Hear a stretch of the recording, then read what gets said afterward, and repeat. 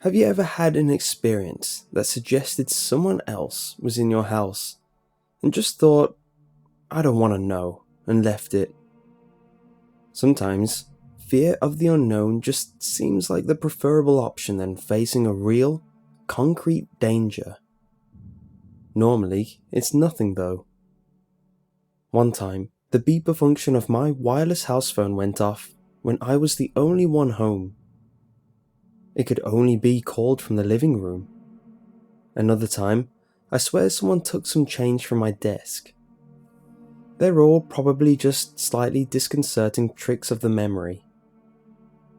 But what would you do when something truly suggestive happens? Would you run, or just ignore it, like I did? Last Monday was a normal day. I got up, brushed my teeth, changed into school clothes, all little parts of my morning ritual. It seems like it would be another totally unnoteworthy day, until I saw the strings. There were 3 or 4 thick twine strings in my room. They crisscrossed between the walls around my bed, one attached to the door. No way I would have missed them before. I should have tripped over them. They were tied to pins in the wall, which had also not existed before 10 seconds ago. Nobody could have been in my room while I was in it, let alone set this up. It was early and my brain wasn't processing correctly. I simply discredited the sight, untied the strings, and left for school, leaving them balled up on my desk. It didn't get any better later. Outside my house were hundreds of them, tied between houses, across cars, across streets. This had to be some super elaborate prank, one of those hidden camera shows, or a comedy improv blog. They had gotten everyone else to play along too. Passerbys were tangled in them, tying them to objects they were walking towards and away from, as if they had been and were continuing to follow the course laid out for them. I nervously continued my journey to school. On the bus, everyone except me was tied to the door. At school, groups of friends were tied to each other, teachers were tied to their desks and boards. Oddly enough, at this point, all I could wonder was, why had I been left out? When my friend Lucy sat behind me in first period, she simply plonked her bag down on my lap and rested her chin in her hand, looking right past me to the window outside. "Hey, Lucy?" No response. "Come on, I didn't expect you to be in on this too." She sighed and started taking books from her bag. All the books were tied to her hands. I grinned and yanked one of the strings off a book. She didn't seem to notice, instead, simply disregarding the book completely, letting it drop to the floor without a moment's hesitation. I leaned down, picking up her book and placing it back on her desk. She took no notice. "Well, if that's how we're going to play it," I smiled, trying to look playful, but really just trying to hide my nervousness. I bundled all the strings attached to her together with one hand, then pulled them all free. She blinked, turning to stare at me. "Holy crap, Martin, you're like a ninja or something." "I've been sitting here for maybe 10 minutes. I smiled again, relieved my friend had finally noticed me. "Where did all these strings come from?" she gasped, seemingly noticing for the first time. "I assumed you were all messing with me." She stood up, backing into a corner. No one else in the class noticed. "They weren't here just a minute ago," Do you see them too? Her tone made it clear she was genuinely scared. No, didn't you? I was interrupted by my teacher, slamming the door behind her. Everyone except me and Lucy murmured a good morning, and still, no one seemed to pay either of us any notice. People have been ignoring me all day, I said to Lucy, before turning to our teacher. Hey dumb slut, you can't teach for crap. No reaction. I'm getting away from all this nonsense. Lucy pulled a few strings aside and left the class. I followed, and surprise, surprise, no one else noticed. We wandered the corridors, leaving and entering classes as we saw fit. Whenever we untied a chair or book from someone else, it was like it suddenly didn't matter to them. It didn't exist. I showed her the street outside, and there were more strings than when I came in this morning. Twice as many. We carefully picked our way through the tangle, making our way to a nearby coffee shop. Not particularly grand, I know, but what would you do in our situation? As I said, fear of the unknown sometimes seems like the safer option. On a few occasions, I suggested we untie a few more people. Lucy was opposed to it, remembering how terrified she'd been. In the coffee shop, we grabbed a couple of sandwiches and drinks from the fridge. We found a table, untied all the strings attached to the chairs, and sat down. We both ate in silence, both of us too scared, both of us distracting ourselves by watching the strangers in the shop, oblivious to the strings. After 20 minutes, Lucy spoke up. Now she's gonna take that sandwich, she said, pointing at a woman across the shop. Sure enough, she walked to the fridge and took the plastic-wrapped sandwich she was tied to. She pays for it and leaves. She did so according to the prophecies of the strings. That guy doesn't intend to pay. I watched as a man took his coffee and ran out of the store. The two servers just looked too exasperated to go after him. This is horrible, she whimpered. Let's go, please. Outside wasn't much better. Everyone just followed the string's instructions, going about their daily lives. Lucy announced she was going home to sleep this off, and I agreed to walk with her. She only lived 10 minutes away. Away from the busier part of town, there were fewer strings. It was nicer. We could pretend it wasn't happening. When we turned onto Lucy's street, she stopped, her mouth falling open. What now? I broke the silence, my voice sounding surprisingly small. Look! She pointed outside one of her neighbour's houses. I saw it clearly, and I'll take my memory of that moment till the day I die.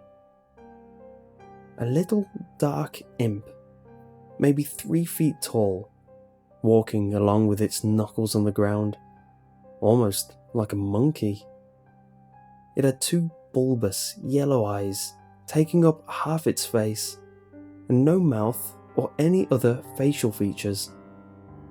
It was holding a hammer and a ball of twine, which it was letting out behind it. It walked quickly and quietly from the front door of the house to the mailbox. It stopped, hammered a nail into the side of the box, and tied its string around it. It turned to face us, and stopped when it spotted us.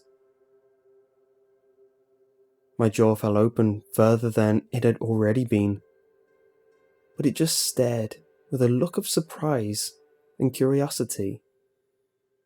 You could almost say it was the more frightened one. Suddenly, it beckoned to us with its tiny hand. It looked at Lucy. She hadn't moved.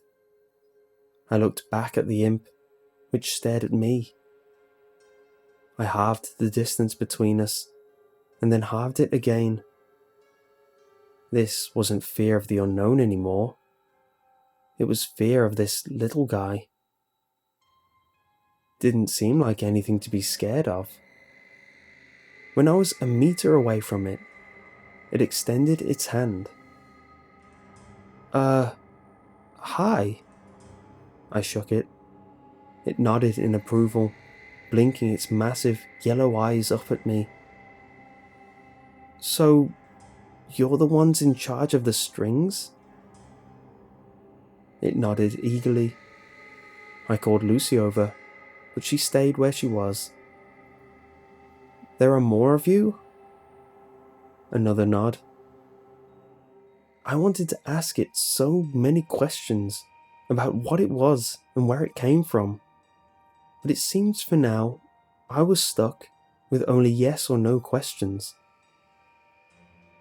Do we even have free will? It just looked at me, almost sad. I immediately felt sick to my stomach and couldn't bear looking at the little monster anymore. I grabbed Lucy, who had been listening to our exchange, and now sat on the curb with her head in her hands. Come on. We entered her house, and I made her a cup of tea. When I found her in the living room, she had untied a dog and was curled up with it, crying. I set the tea down and sat beside her. I'm so scared, she whispered after a good 10 minutes of sobbing. I didn't answer. I couldn't. I'm going to sleep, she mumbled suddenly, and was under within the minute. Sleep was starting to sound pretty good all of a sudden. My eyelids suddenly felt like they were being weighed down. I collapsed to the rug, and the last thing I heard before I fell asleep was the scurrying of several sets of little feet nearby. I felt much better the next day, as if the whole affair had been a dream. I'd probably have believed that if I hadn't been awoken by Lucy's mother that morning, wondering what I was doing sleeping over without permission or something. Over breakfast, Lucy asked me why I looked so pale and nervous. I turned to her and smiled, mumbling something to her about feeling sick. But the truth was, I was scared, because I couldn't see any strings, and was wondering whether my actions were truly my own.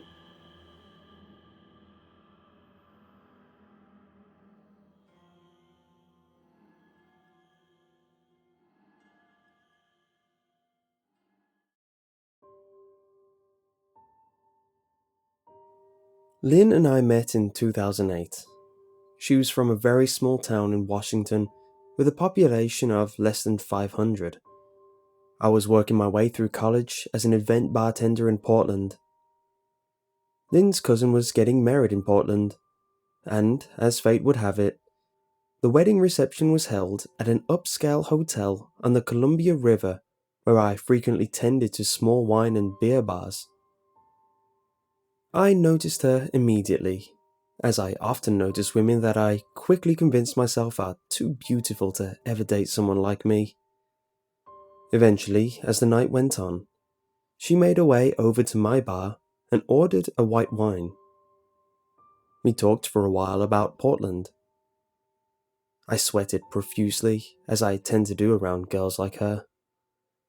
She would be spending the next 2 days in the city, and I took a few moments telling her about the most interesting sights to see and things to do in town. "Wow, you should be my personal tour guide," she said, grabbing my arm and smiling.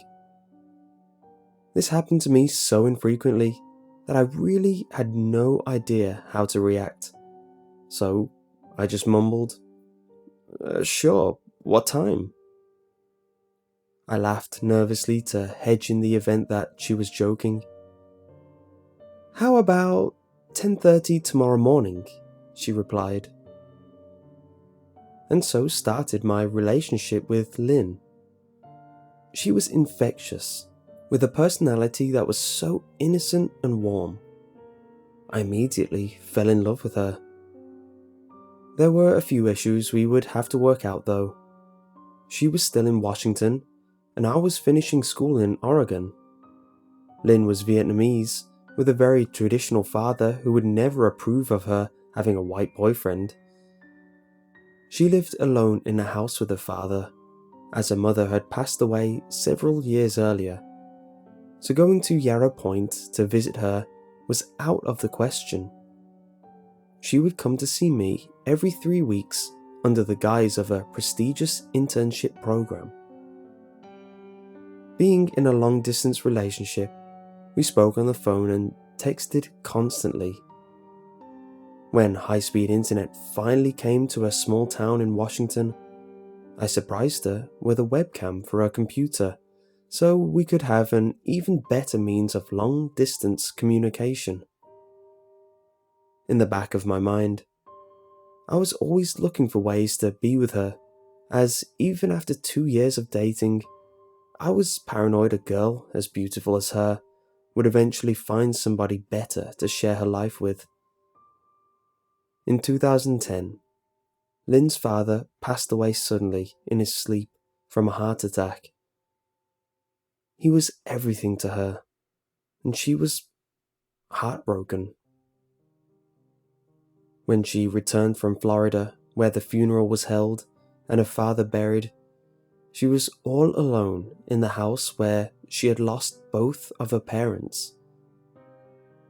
With Lynn's father deceased, she was open to finally allowing me to come to Washington to see her, which we planned on doing in a few weeks after my college finals.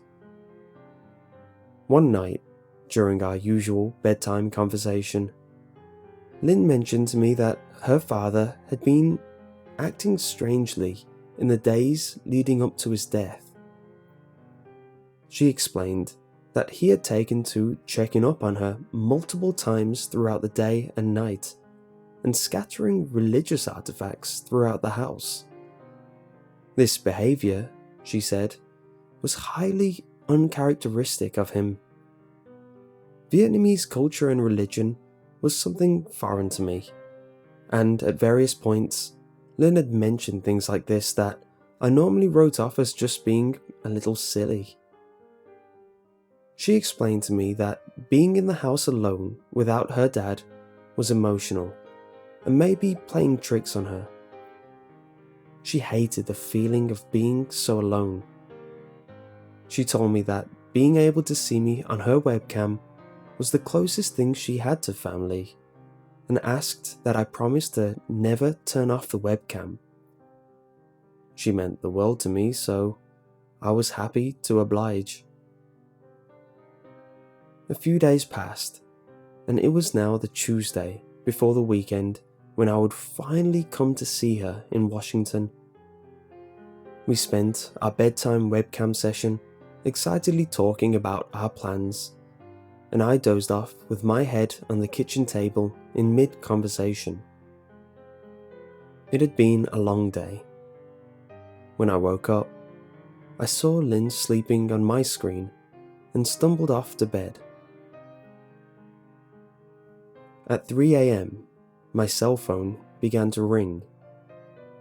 Disorientated, I rolled over, took a look at the clock, and knew it could only be her.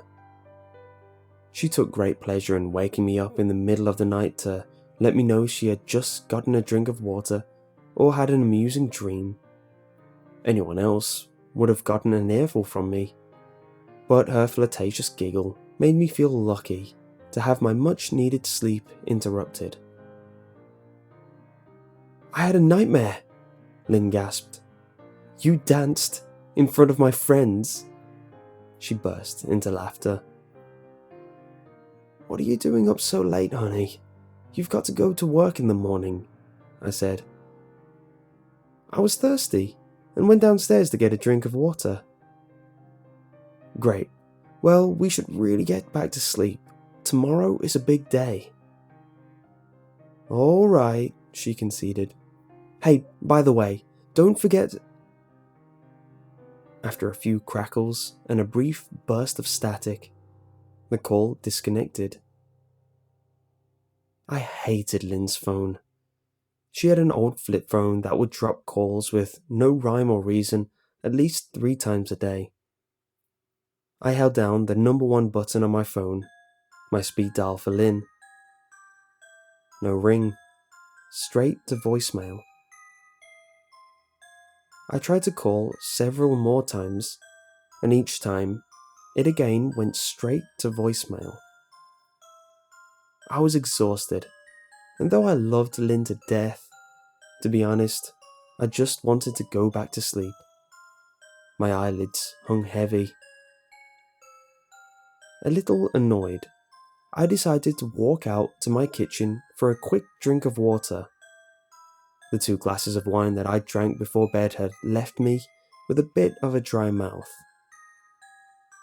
As I rinsed the glass and went to place it in the dishwasher, out of the corner of my eye, I saw movement on the top of the laptop perched on my dining room table. It was the webcam. 2 fluffy brown paws were making a swimming motion directly in front of her camera. As I got closer, I saw a close-up of 2 grinning faces. One of that silly dog of hers, and the other of my giggling girlfriend, who knew that eventually, after being unable to make phone contact, I would wander out to the webcam to say goodnight. I wouldn't put it past her to turn the phone off on purpose to elaborately stage this scene. Me, standing in my underwear at 3 a.m. on a work night, half asleep, staring at a girl and a puppy on a webcam. I waved goodnight, and she kissed the lens of the webcam and pulled away. I froze. I wiped my eyes and looked again. There. It's standing in the corner of the room.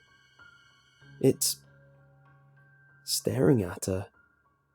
Wrinkled, angry, twisted mouth, hateful eyes. What the hell? Hateful eyes. It's watching her. 2 hours later, I woke on the dining room floor. I had a ringing in my ears and a knot on the back of my head. I immediately knew what had happened. It wasn't the first time. Sudden, extreme stress has given me panic attacks and blackouts a few times before. I'd never felt such fear when what had happened came rushing back, and I nearly had a second panic attack when my thoughts turned to Lynn. I loved her more than anything in the world. It took me several moments to summon the courage to look in the direction of my laptop. When I finally did, the screensaver had long since turned on. I looked away from the screen as I flicked the touchpad with my shaking finger. It took me another 2 minutes to open my eyes. Lynn laid sleeping in her bed. She looked so peaceful, sleeping on her side, facing towards the webcam. As frightened and confused as I was, relief at her safety gave me a sense of comfort as I desperately tried to process what had happened. Maybe the wine had hit me harder than I thought. Maybe I slipped and fell on the slick tile floor, and it had all been a nightmare.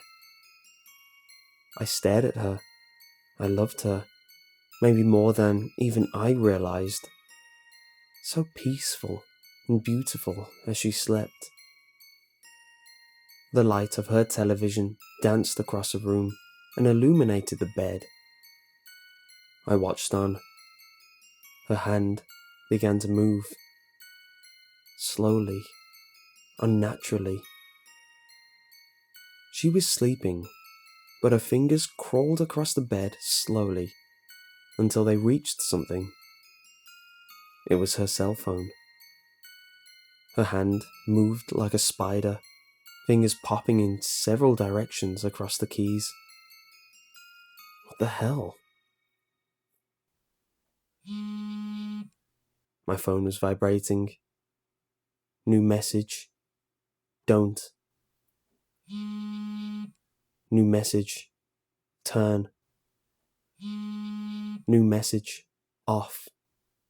New message. The. New message. Web. New message. Cam. Complete terror set in as the messages came across the screen of my cell phone. Don't turn off the webcam. As I glanced back to my laptop, horror overcame me as slowly a shadow crept across the floor. Something was crossing in front of the television, moving closer to Lynn. I told myself it was just her dog, right? The colour drained out of my face when I noticed the puppy sleeping in the far corner of the room. I picked up my phone and dialed Lynn. I didn't know what I would tell her, but I knew she needed to get out of there immediately and never go back. Damn it, straight to voicemail. That stupid old phone of hers.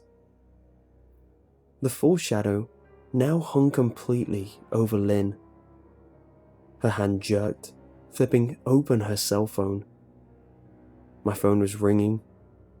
I answered. Lynn? Lynn, can you hear me? You need to... A burst of loud static forced my phone reflexively away from my ear. On the webcam, I saw Lynn's lips begin to move. Her eyes were shut, but she was speaking. I heard her voice come across the phone, but something wasn't right. She was speaking, but a second, deeper voice echoed hers in perfect unison. Don't turn off the webcam. Agramon would like to see you. Don't turn off the webcam. Agramon is ready for you now. Who? What? What does he want? I yelled in desperation. He wants to eat your skin. The line disconnected. The shadow across Lynn's bed changed directions. It started moving away from the bed and towards her laptop, towards the webcam. As the shadow moved closer, small streams of grey liquid rolled towards the lens. The images coming across my monitor began to shake violently. It was almost here. I could now see the top of its head. It was crawling towards me. Wet strings of silver and black hair hanging over its face. I remembered those hateful eyes, and I lost control of my bladder as it slowly began to tilt its head up. And then I did it. In panic, I slammed my laptop shut and threw it against the hard tiled floor before collapsing to the ground. I wished for a panic attack to take my consciousness and end this nightmare. but it didn't come. I crawled to the panel of switches a few feet up on the wall and turned on every light that I could. I noticed the bottle of wine still open on the kitchen counter and drank most of it in a single swallow. I reached up and pulled open my apartment door and stumbled across the threshold, extending half of my body into the common hallway so I wouldn't feel so alone. A pathetic coward sprawled out on the concrete. My phone began to ring. I crawled to it. Lynn's name was flashing on the caller ID. I held it in my hand, paralyzed by fear. And then the ringing stopped. I took another mouthful of wine and mustered the courage to call back. It went straight to voicemail, and then again and again as I tried to call. Eventually the shock and drowsiness from the wine got the better of me, and I passed out on the floor after making a few more attempts. When I awoke several hours later, despite the broken laptop and empty bottle, I wanted to believe that it was all some sort of horrible nightmare. Out of the corner of my eye, I saw a blue, flashing light on my cell phone. You have one new voicemail. My hand trembled as I dialed my voicemail and entered my passcode. The message was timestamped, and it was from the missed call I had from Lynn before passing out. Her voice. She was in tears and frightened, as though I'd never heard her before. You promised. Why? Why did you turn off the webcam? His tongue burns. With a crackle, the message ended. 2 years have passed since that night. I never tried to contact Lynn again. I never called her work to see if she came in the following morning. I never made it to Yarrow Point in Washington, where she lived. She was my soulmate, and I let this happen. I was probably right on the night we met when I told myself I wasn't man enough for her. The only reason I'm telling this story today, under the cowardly veil of anonymity, is because my drug and alcohol counsellor thinks it would be good for me. So, here it is. I made the decision to let the love of my life face an unimaginable nightmare to spare myself. And the worst part is that I may not even regret it. Now, if you excuse me, I think I need another drink.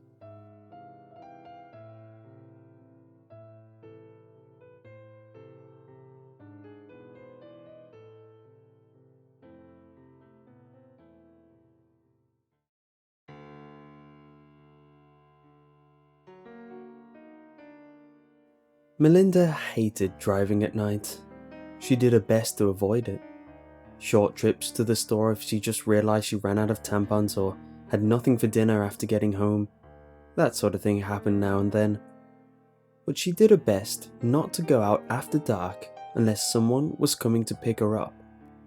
So, naturally, she found herself on the longest drive of her life tonight, with no moon, few stars, swirling clouds above her, and acres of forest on either side.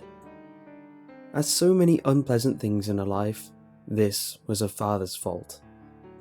She hadn't seen or spoken to the asshole in 15 years, but just after falling asleep tonight, out of the blue, her phone rang and his voice was on the other end. "I need you, Melly. Please come, now." He said just that, and then the line went dead. The old ass was probably drunk, but he'd never called her before, not since she was a child and he was still trying to convince her mother to take him back. It felt like she had been dreaming, waking up to hear his voice again after all these years. It sounded like he was crying. His voice sounded just the same as the last time she'd heard it. As though in a dream, she had risen, dressed, and gotten in the car. She was well out of town and halfway to his old place before realizing she had no way of knowing if he even still lived there. She received updates from her mother from time to time over the years about where he was. The last time she heard from her mother about him was 7 years ago. Had he ever stayed in one place that long? Not to her recollection. She had been 7 when her mother finally had enough and showed him the door. Prior to that, a move had come every few months. The house they had been living in was their longest stay in one place, a full 16 months. It turned into 2 years after that, and then the next house had been the one she left when she moved out on her own. In all that time, she heard from him sporadically at best, and had finally decided it was best to simply forget him. Until tonight. She had found out after a 2-hour drive that she had been right to wonder if he still lived in the same place. His last known address was a sketchy apartment in a low-income area of the town she had grown up in. Had he been number 24 or number 42? Maybe he was 14. It definitely had a 4. It didn't matter. His name wasn't on any of the buzzers. Asshole. Her drunk of a father had called her at night, all but demanding she come to him for reasons he didn't even feel were important enough to tell her over the phone, and then just expected that she would know where he lived now. In a flurry of rage, she turned and marched back to her car, slamming the door and starting off in the direction she came. She was so angry she didn't even look where she was going, and now she'd missed her turn off. The next thing she knew, she was on this lonely stretch of road.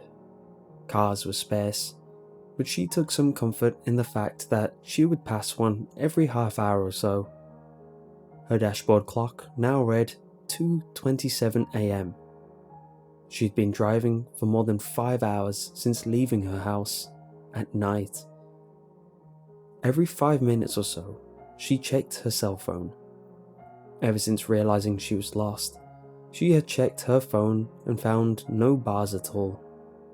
She even stopped at a closed-of-course gas station. Sure, there should be some service around here somewhere, but nothing. Take stock of your life, Melly, she thought.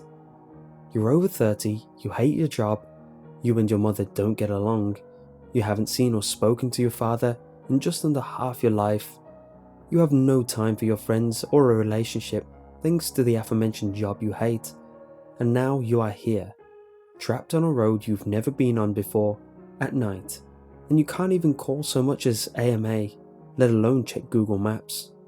Smart lady you are. She briefly considered stopping and flagging down the next car that passed. She quickly realized the futility of that plan. Any car on this road would also have no service, so there was nothing for it.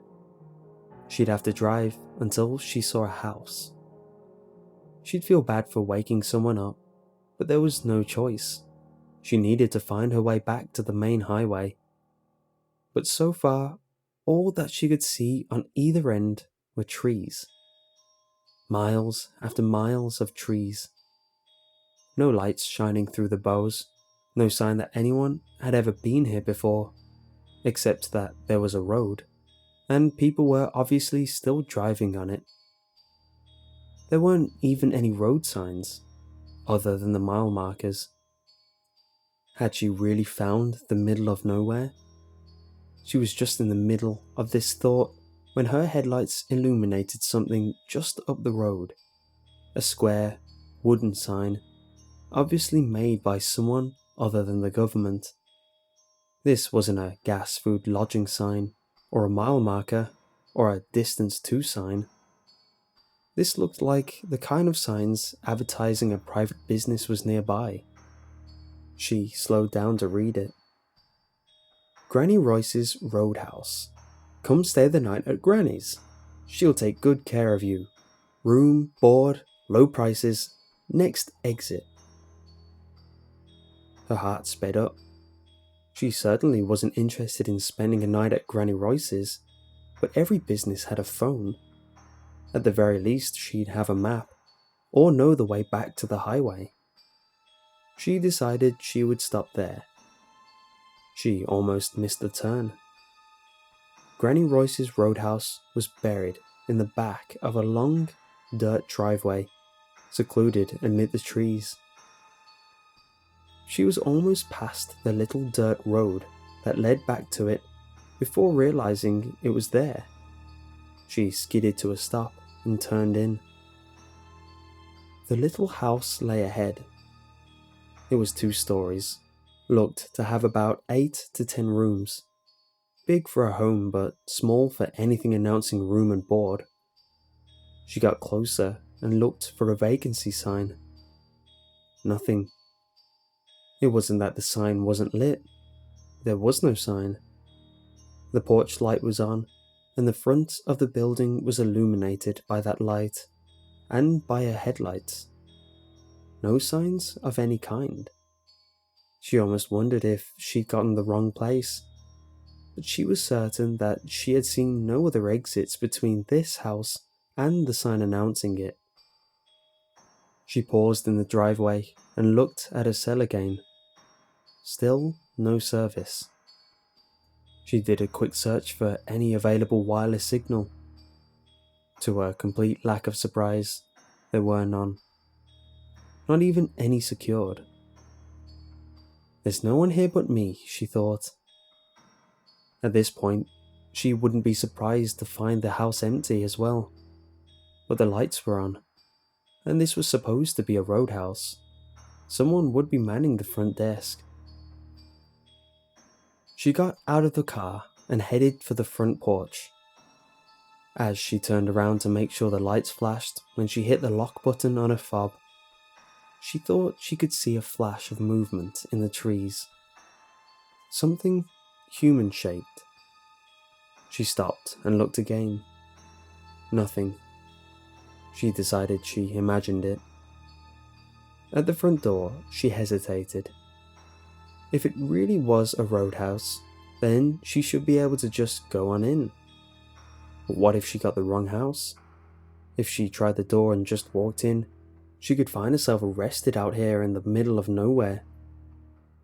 Cautiously, she tried the knob. It turned. She pressed gently on the door, opened it. Relief flooded through her when she saw that she was in a small but tastefully decorated foyer that had obviously been repurposed as an admissions area. A quaint desk with an honest-to-God guest book had been shared in the far right corner, and some chairs had been set out, along with magazines on a table. She read the titles briefly: Mademoiselle, Blue Book, The New Country Life, Arts and Architecture, before turning her attention to the little desk. There wasn't a computer. That was a cute touch. It was like the house was from a past era. Perhaps Granny Royce really didn't like modern technology. There was, however, a little bell, just like there would have been in 1929. It wasn't even the round silver kind you slapped to ring. It was a little porcelain handbell. This place was starting to out-cute her. Please let her have a phone, and please let it use the number plan, not 50s exchanges. She picked up the bell and gave it a shake.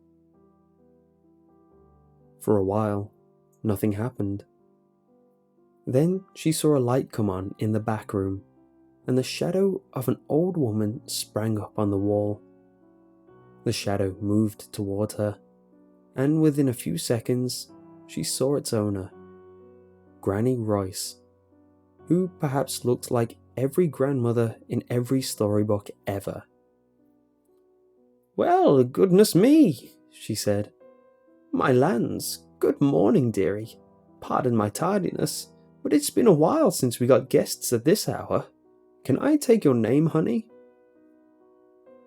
Granny Royce was smallish, her grey hair tied in a neat bun behind her head, a dress that would have looked like it belonged to a senior citizen in the 20s, and a faded pink sweater. Melinda thought she looked just like she would have wanted her own grandmother to look like, but her mother's mother had died when she was young. It almost hurt to deny this little sweet woman her business, but nevertheless, she had to get home. "Actually, I'm sorry," she began, "but the fact is, I'm lost. I'm not even sure where I am in the direction of—" "Oh, you poor thing," said Granny Royce. "You just sit down. Let me fix you some tea or something. You must be cold." "Really, thank you, but I'm okay," Melinda said gently. "I just need to use the phone, if I could, or if you've got a map. Even that would be lovely. I really only live a couple of hours from here." She trailed off, not knowing if she was even right about that. She easily could have driven those 5+ hours in the wrong direction entirely. "Oh dear," said the little woman sadly. "I'm sorry, honey, but the phone lines are down. As for a map, well, I used to have one. And if I look, I still might, but it's probably quite out of date by now. The highway moved since then, I know that much." Melinda's heart sank. How could her luck get any worse? No phone, cell, or landline, and no map. What could she do? She had to get back home. She was expected to work at 8 a.m. tomorrow. And why were the phone lines down? The weather was coldish but clear. Were they fixing a line nearby? She told Granny Royce the name of her town, but Granny only said, "Believe it or not, I've never heard of that town. What did you say the name was?" She told her again. "No, doesn't ring a bell. I'm sorry, but I could not say which direction it's in. Why don't you stay the night, sweetie? I'll give you a discount for your trouble." "Thank you, that's very kind of you, but I have work tomorrow and I need to get back home. I'm not even sure why I'm out tonight. The only reason I had doesn't seem to matter anymore." "Honey, I wouldn't advise trying to drive back that far tonight," Granny Royce said. "Why, it's almost 3 in the morning and you've not had any sleep. Maybe the lines will be up in the morning and you can call your work and let them know you'll be late." "That won't work either," she replied. "I'm the opener. No one will be there. No, I'm sorry. I've really got to leave. I'll head in the other direction until I find the road I was on." At that, Granny Royce's expression, already one of kind concern, seemed to shift somewhat to one of fear. She paused, looking at Melinda as though she wanted to say something else to keep her inside. Finally, she said, reluctantly, "All right, honey, if you're sure. Just you be careful now. Don't speak to nobody until you're back on the road." That last warning seemed a little silly. After all, what was Melinda, a little girl?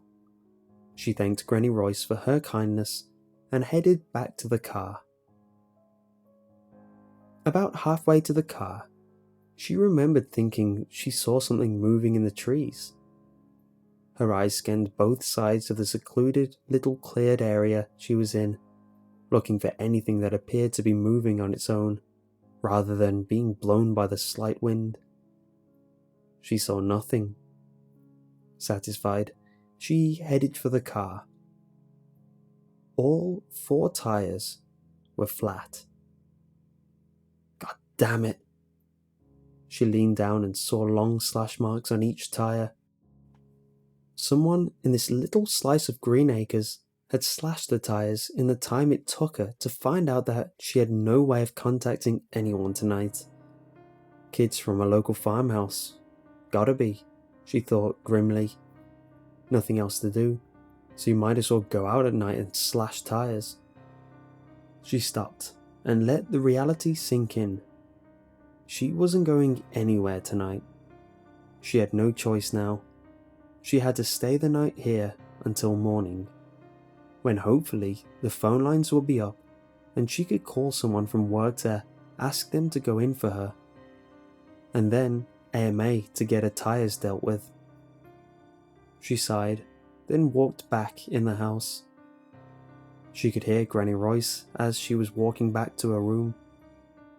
She had already turned off the lights, resigned to her fate. Melinda rang the little bell again. "That you, miss?" she heard Granny Royce call. "Yeah, it's me," she answered. "Sorry to be a bother. My name's Melinda Orton. Sorry I never mentioned it before. I guess I will take the room for tonight, if the offer's still good." "Oh, of course it is, dearie," said Granny Royce, entering the room and turning the lights back on. "Melinda. Oh, that's such a pretty name, honey. Well, let's get you situated.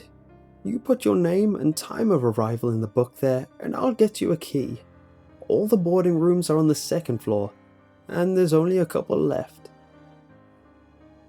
"There are others here?" This was surprising. Not a single car had been in the front lawn when she pulled in. "Oh yes, Miss Melinda."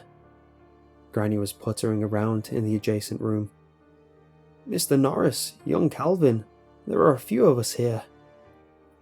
She came back out with a key in her hand. "Just out of curiosity, what made you change your mind?" She seemed to brighten as she asked the question, as though relieved that Melinda would stay after all. "Oh, it's probably just local kids getting kicks," she said.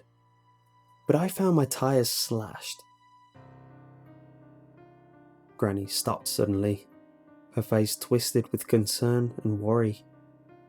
Then she resumed, as though nothing was wrong.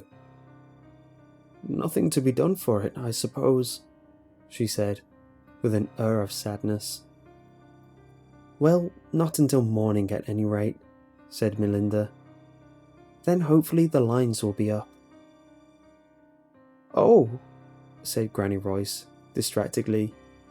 "Yes, hopefully." She led Melinda up the darkened staircase into an empty, quiet hall. Or perhaps not so quiet. From one end of the hall came the muffled sound of someone crying. Whoever it was, they were crying softly, not with anger or petulance or fear, but with deep sadness. It sounded as if crying was something this person was used to, but they were still unable to stop. "Who is that?"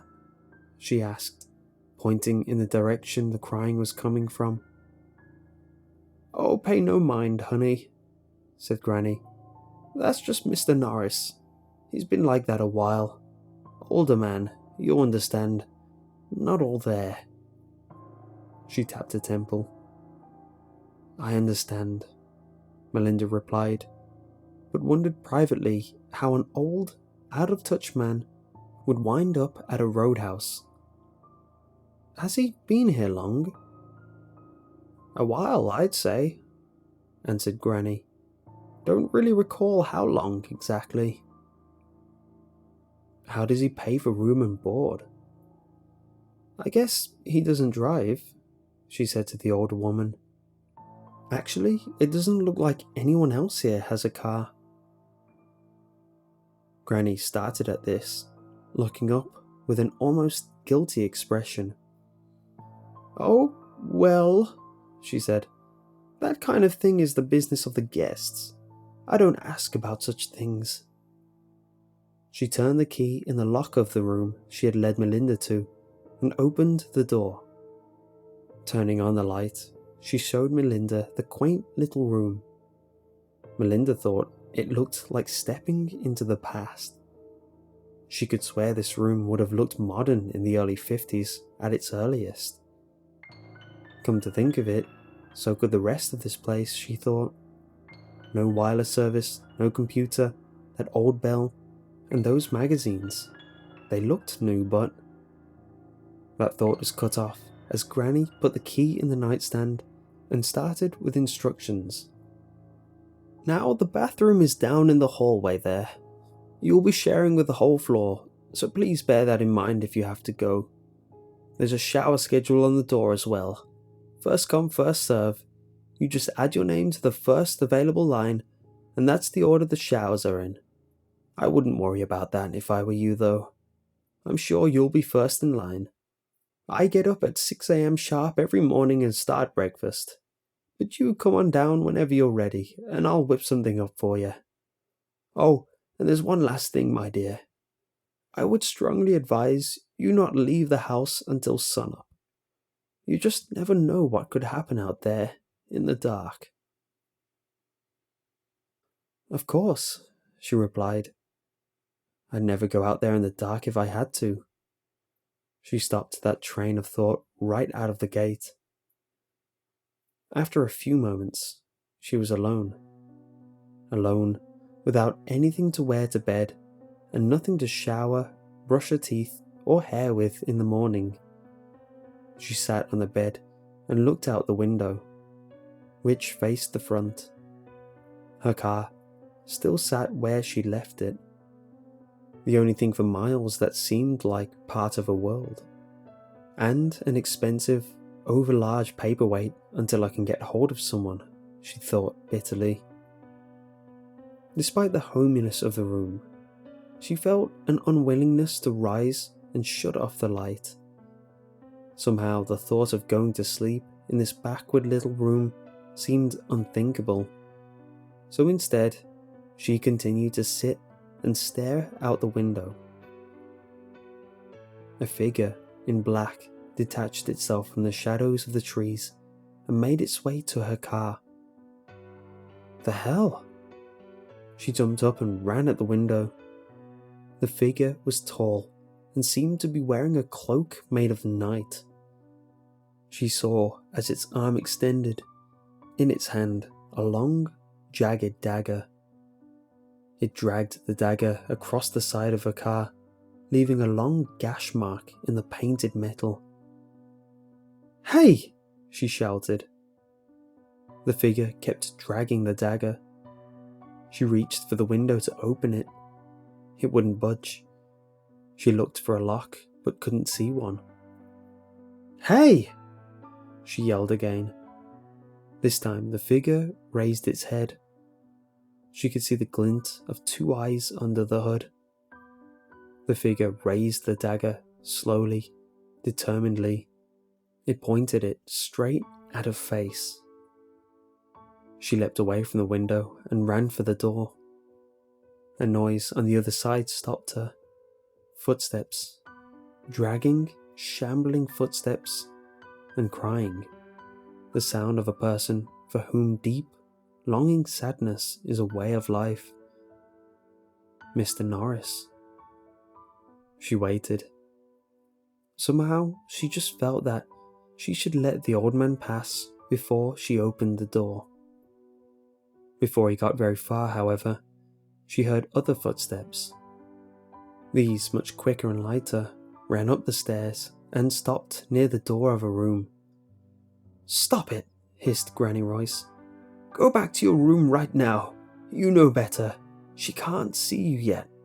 Hopefully she won't have to at all. Now you go back there.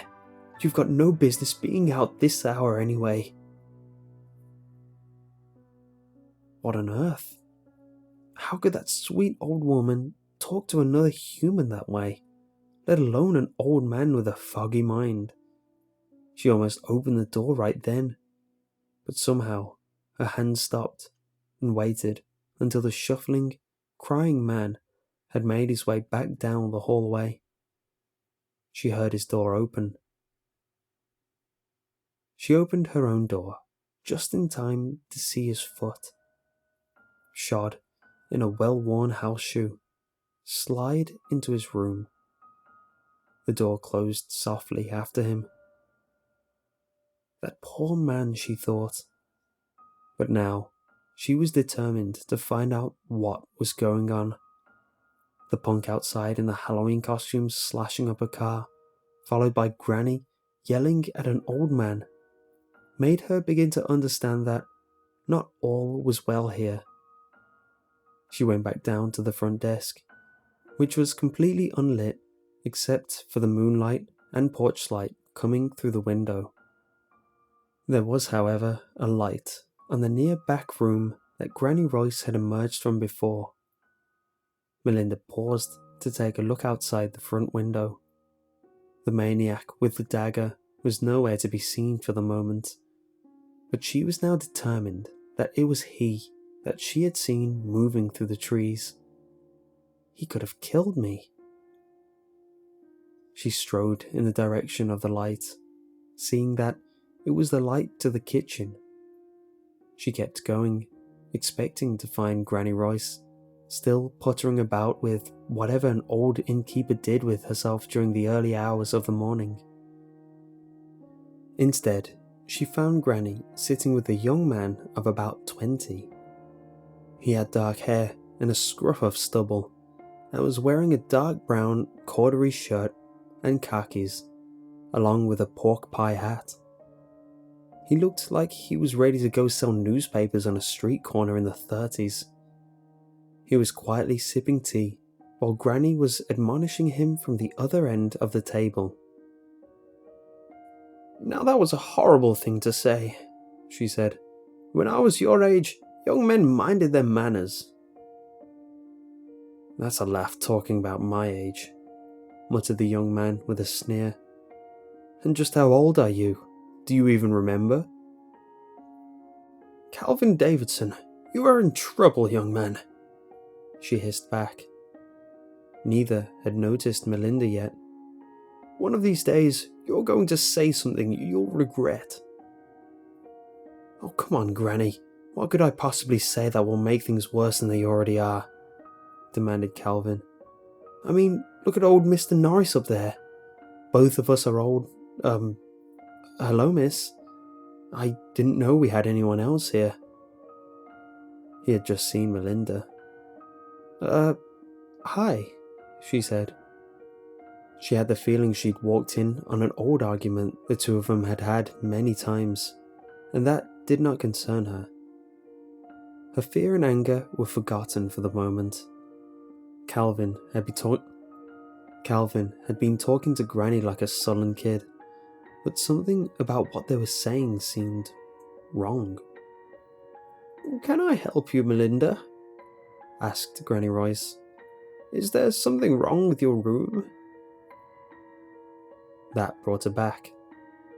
"No," she said. "The room is fine, but nothing else is.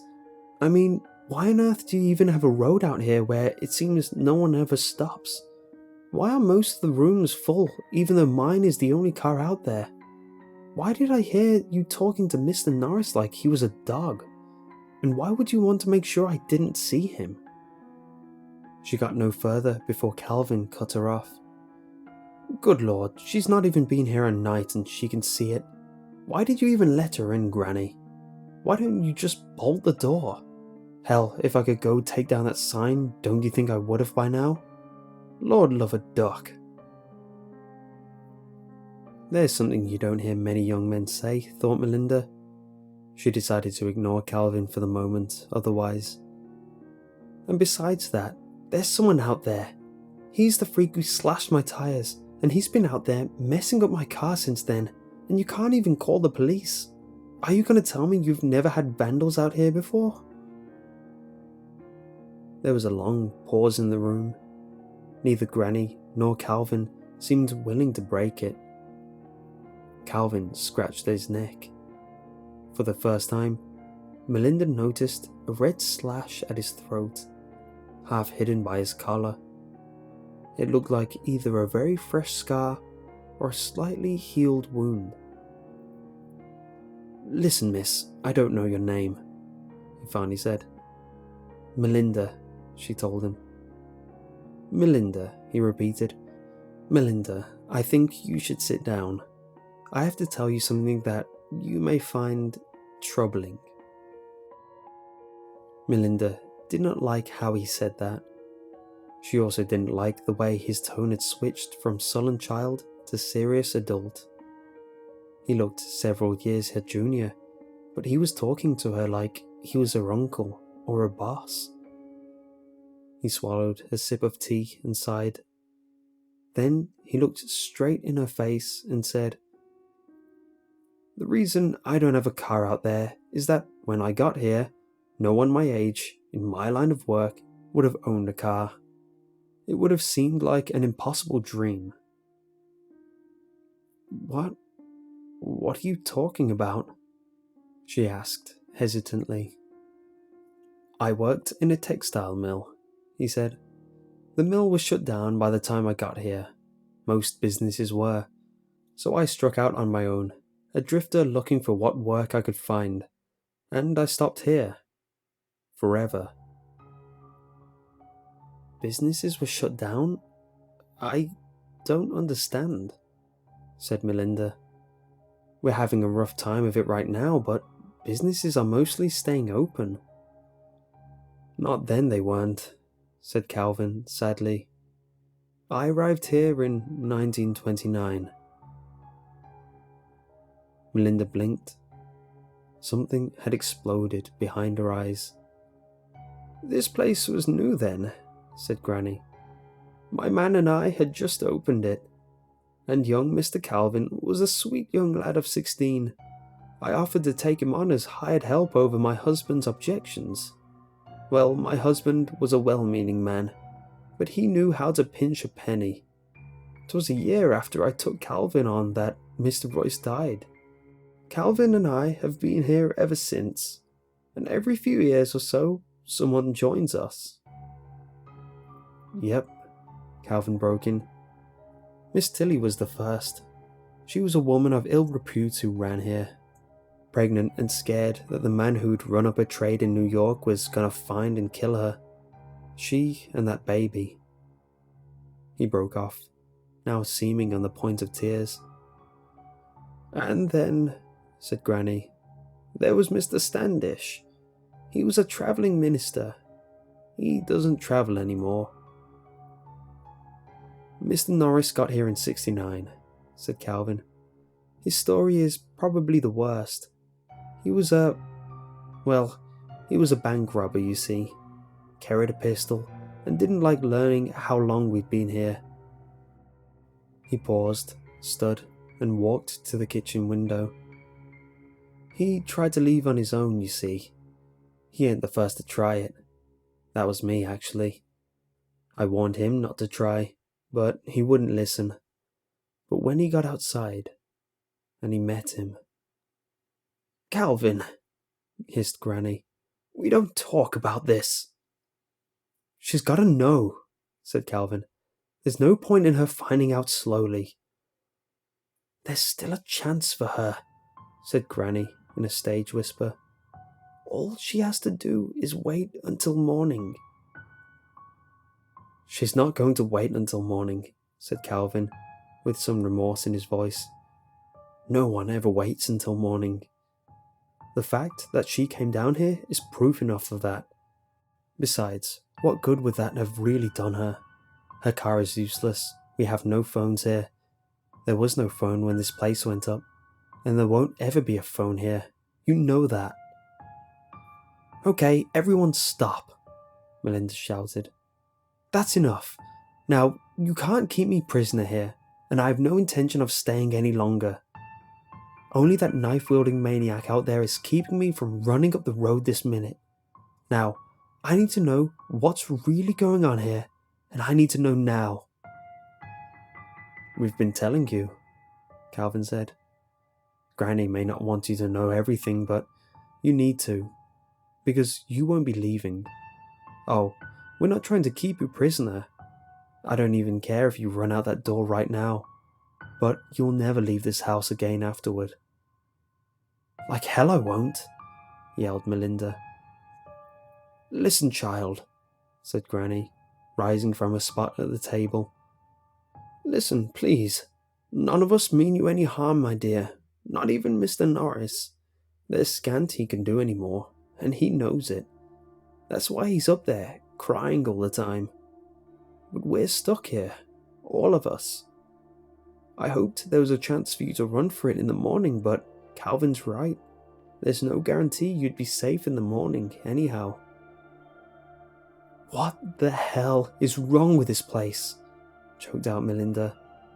She was beginning to break down. She could feel the tears welling in her eyes. "It was about a month after Mr. Royce died," said Calvin.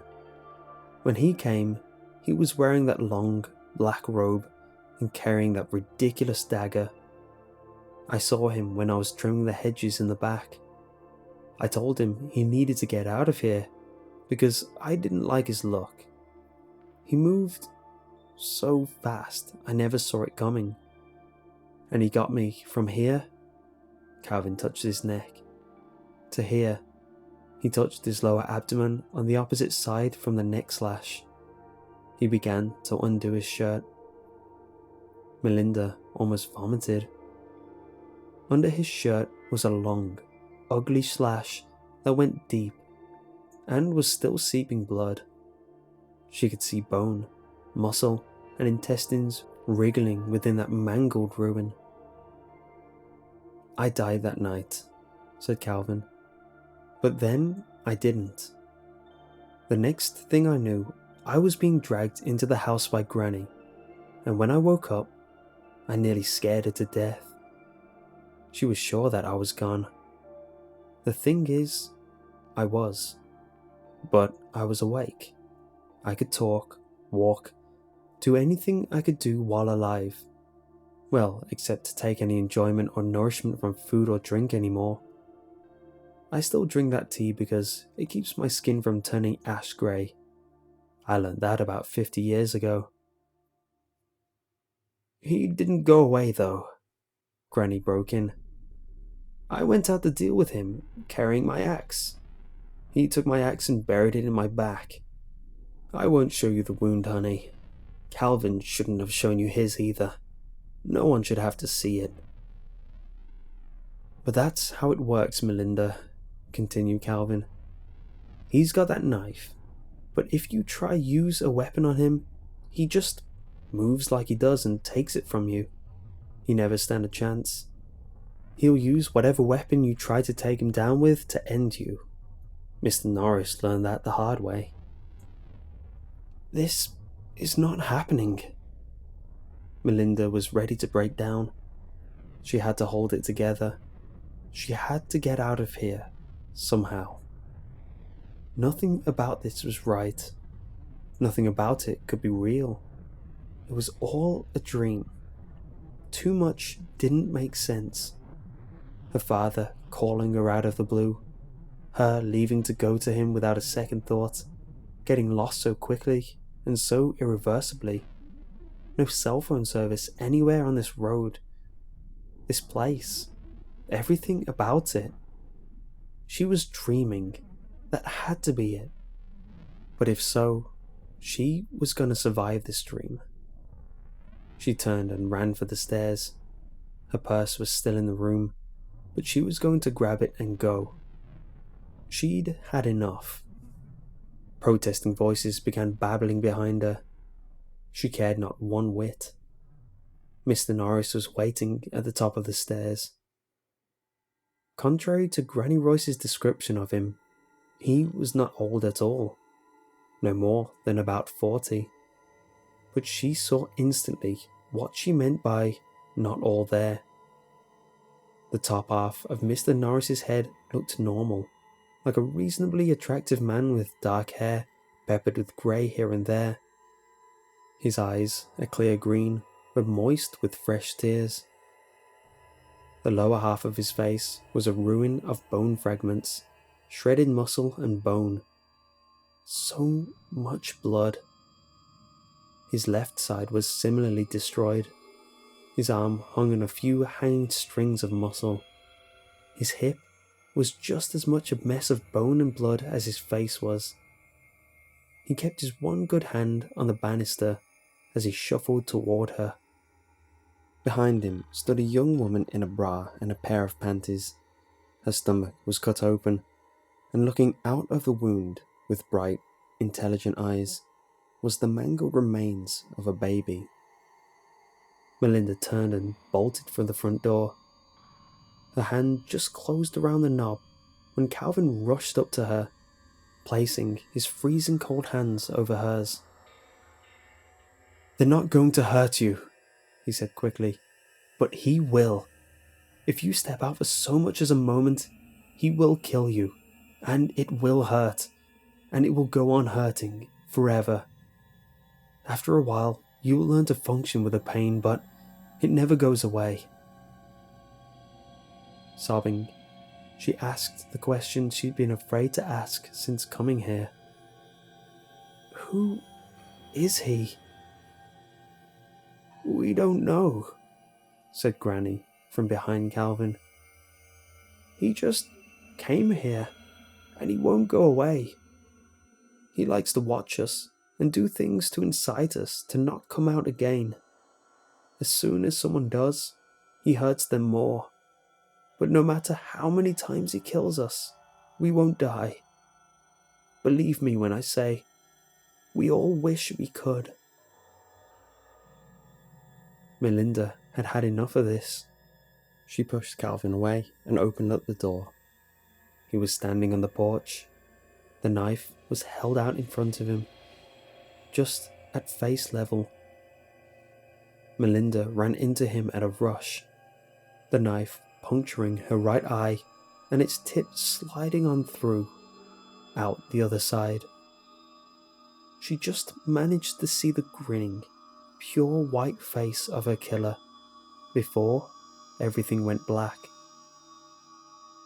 A few hours later, the house erupted with screams from upstairs as Melinda awoke to a world of pain, the like of which she'd never known.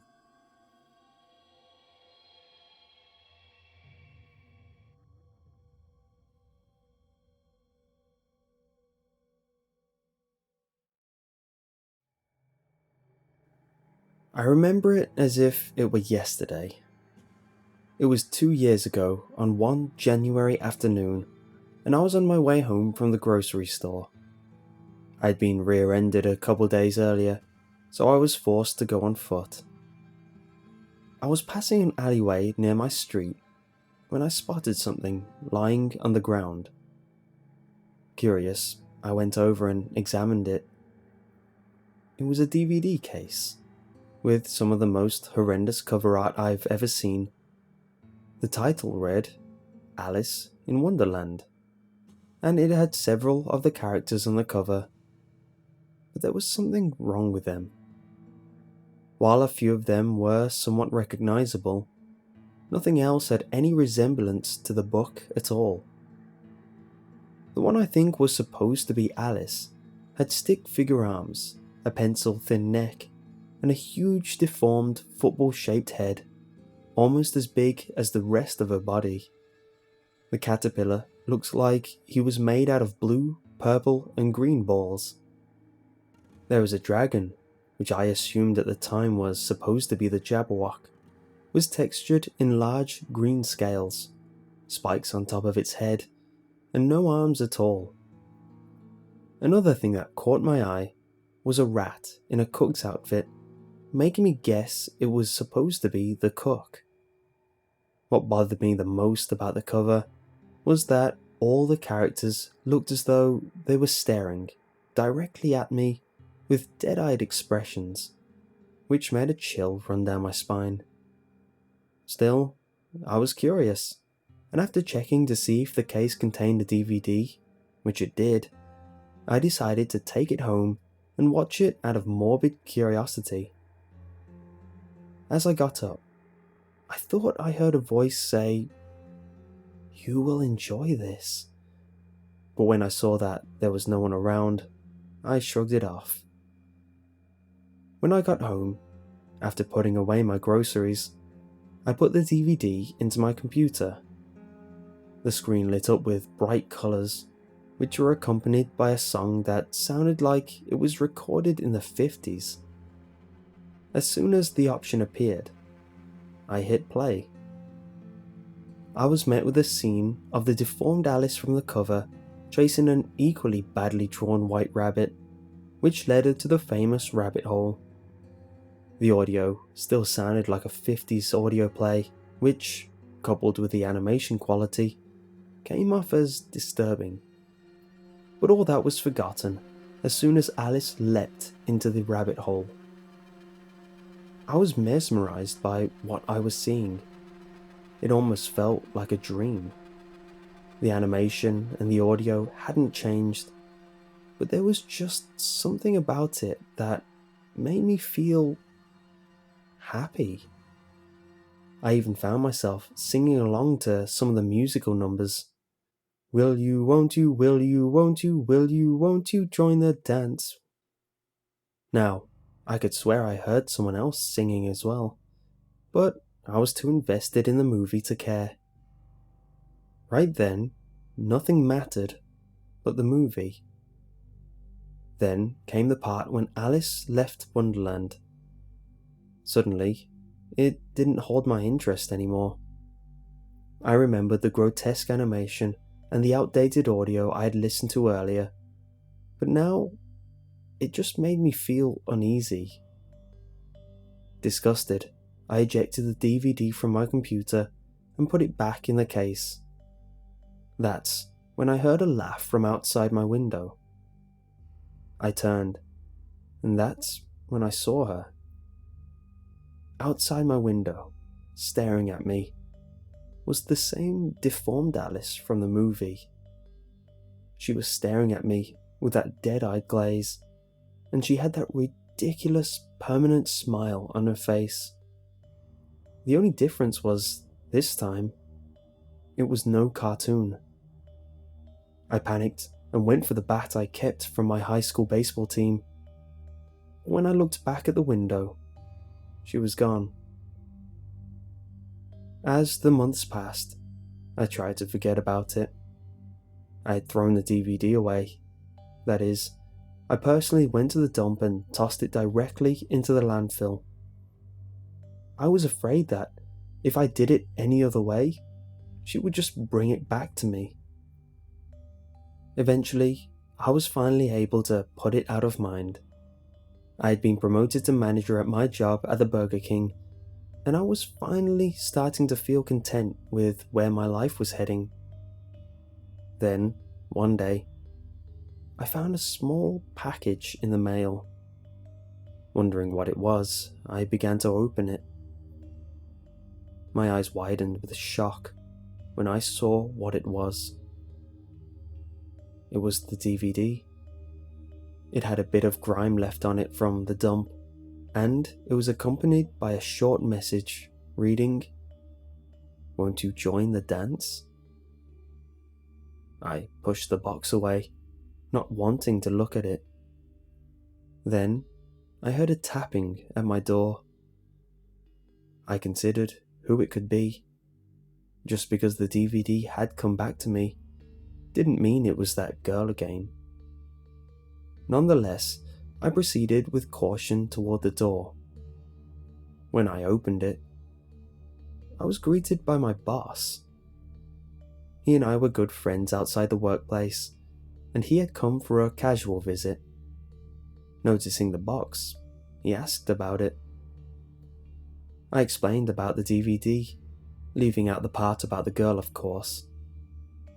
This caused him to become interested, and after a bit of pressure, I reluctantly agreed to watch the DVD with him. As the movie started, we were met with the same terrible animation and the same outdated audio. And as soon as Alice fell down the rabbit hole, we, were both mesmerized. Will you, won't you, will you, won't you join the dance? When the movie ended, my boss looked at me with a shocked expression on his face. I think I heard about this somewhere before, he told me, and asked if he could borrow my computer. He then took me to the TV Trope So Bad It's Horrible page for Western animation and pointed out the entry immediately under the animated film tab. While it did mention the atrocious character designs, and confirmed that it really was just a public domain audio play set to animation, it didn't say anything about the hypnotic effect the film has after Alice falls down the rabbit hole. There was also a link, which took us to a web archive of the film's official site, which seemed overly enthusiastic about the product. A laugh came from the window. We turned to see the girl was there again, staring at us. My boss nearly fainted from shock as he stared back at the girl's deformed features. Then, a hairy paw took her hand and led her away. My boss and I stood in silence for several minutes before he asked me about her. I told him the rest of the story, about how I had seen her when I watched the movie the first time. I didn't tell him before because I didn't think he'd believe me. He told me he understood and promised that he'd keep his eyes open in case she ever comes back. With that, he left, leaving me alone in the house. The next day, I heard from co-workers that he had disappeared. An investigation was being mounted, and each one of us were suspects. When I was questioned, I explained everything that had happened the last time I saw him, again leaving out the girl in the window. Neighbours confirmed that he had indeed left my place, and that I had gone nowhere else until coming into work that following day. This satisfied the investigators, and I was allowed to go. A thought crossed my mind as I returned to work as usual. What if she had done something to him? After returning home, I took my bat and the DVD and went back out again. I was determined to find this girl, to see if my suspicion was correct. I entered my car and began driving around the city. Hours passed, but I couldn't find any trace of her, until I heard humming from the back seat. I stopped and checked the rear view mirror. When her face came into view, I let out a scream. As if on cue, a hairy arm smashed through my window and slammed into my head, knocking me unconscious. When I came to, I was in a cold, dark place. I could hear music playing in the background, which I started to recognize after a moment. Will you, won't you, will you, won't you, will you, won't you join the dance? Join the dance, came a voice right beside me. I turned to see it was the girl. As I was backing away, she turned her head and said in a cheery voice, "Don't be afraid, you're in Wonderland." Confused, I stared at her for several minutes before asking her who she was. "I'm Alice," she replied in that cheery voice. "You saw my movie." I nodded in response. The girl continued, "You didn't like my movie, did you?" I shook my head. Suddenly, the girl's smile turned into a frown. "You will like my movie," she said darkly. I was suddenly grabbed and carried over to a table, where I was strapped down. The table lowered, and the girl smiled down at me. "You'll like it, even more than your friend does," she laughed. I looked over to see my boss was also strapped down, and staring up with a look of contentment on his face. I suddenly felt a sharp pain in my arm. For a moment, I thought I saw a needle in my peripheral vision. I immediately started to feel calmer. The girl then started talking. "A couple years ago," the girl said, "my rat and I invited two nice men to my house.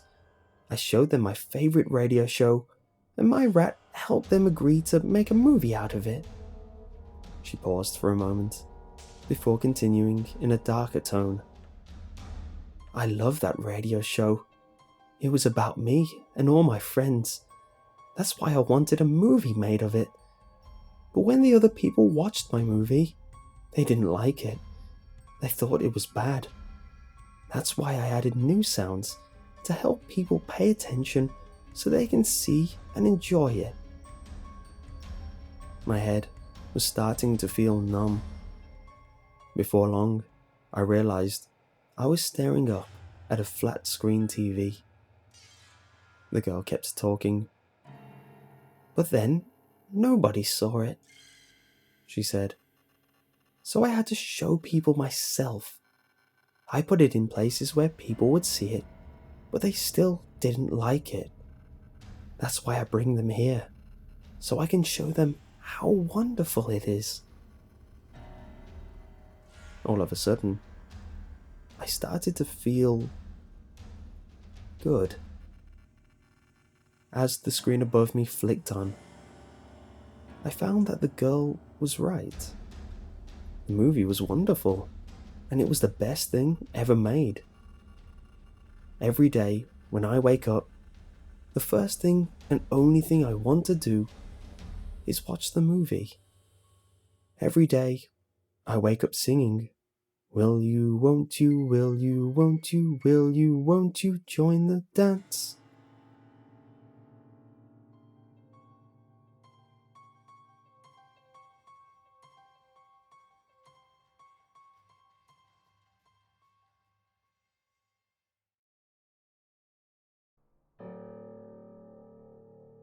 I don't know what I was thinking. It seemed like an innocuous idea. Find one of the clowns, corner it, and find out why they're doing all of this. I would become a media sensation. My findings might have led to blowing the entire clown sensation wide open, all because of my bravery. I'd be a hero. At first, my town seemed to be a sacred land that no clown dared touch. It was a God-fearing, blue-collared town where everyone knew their neighbours and the postman could eat for an entire week thanks to the housewives and their generosity. There was one school, a Baptist-run institution that surprisingly focused more on education than religion.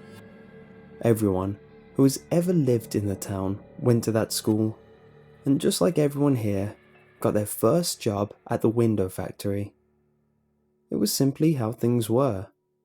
Some call it trite, we call it home. Sure, there was crime.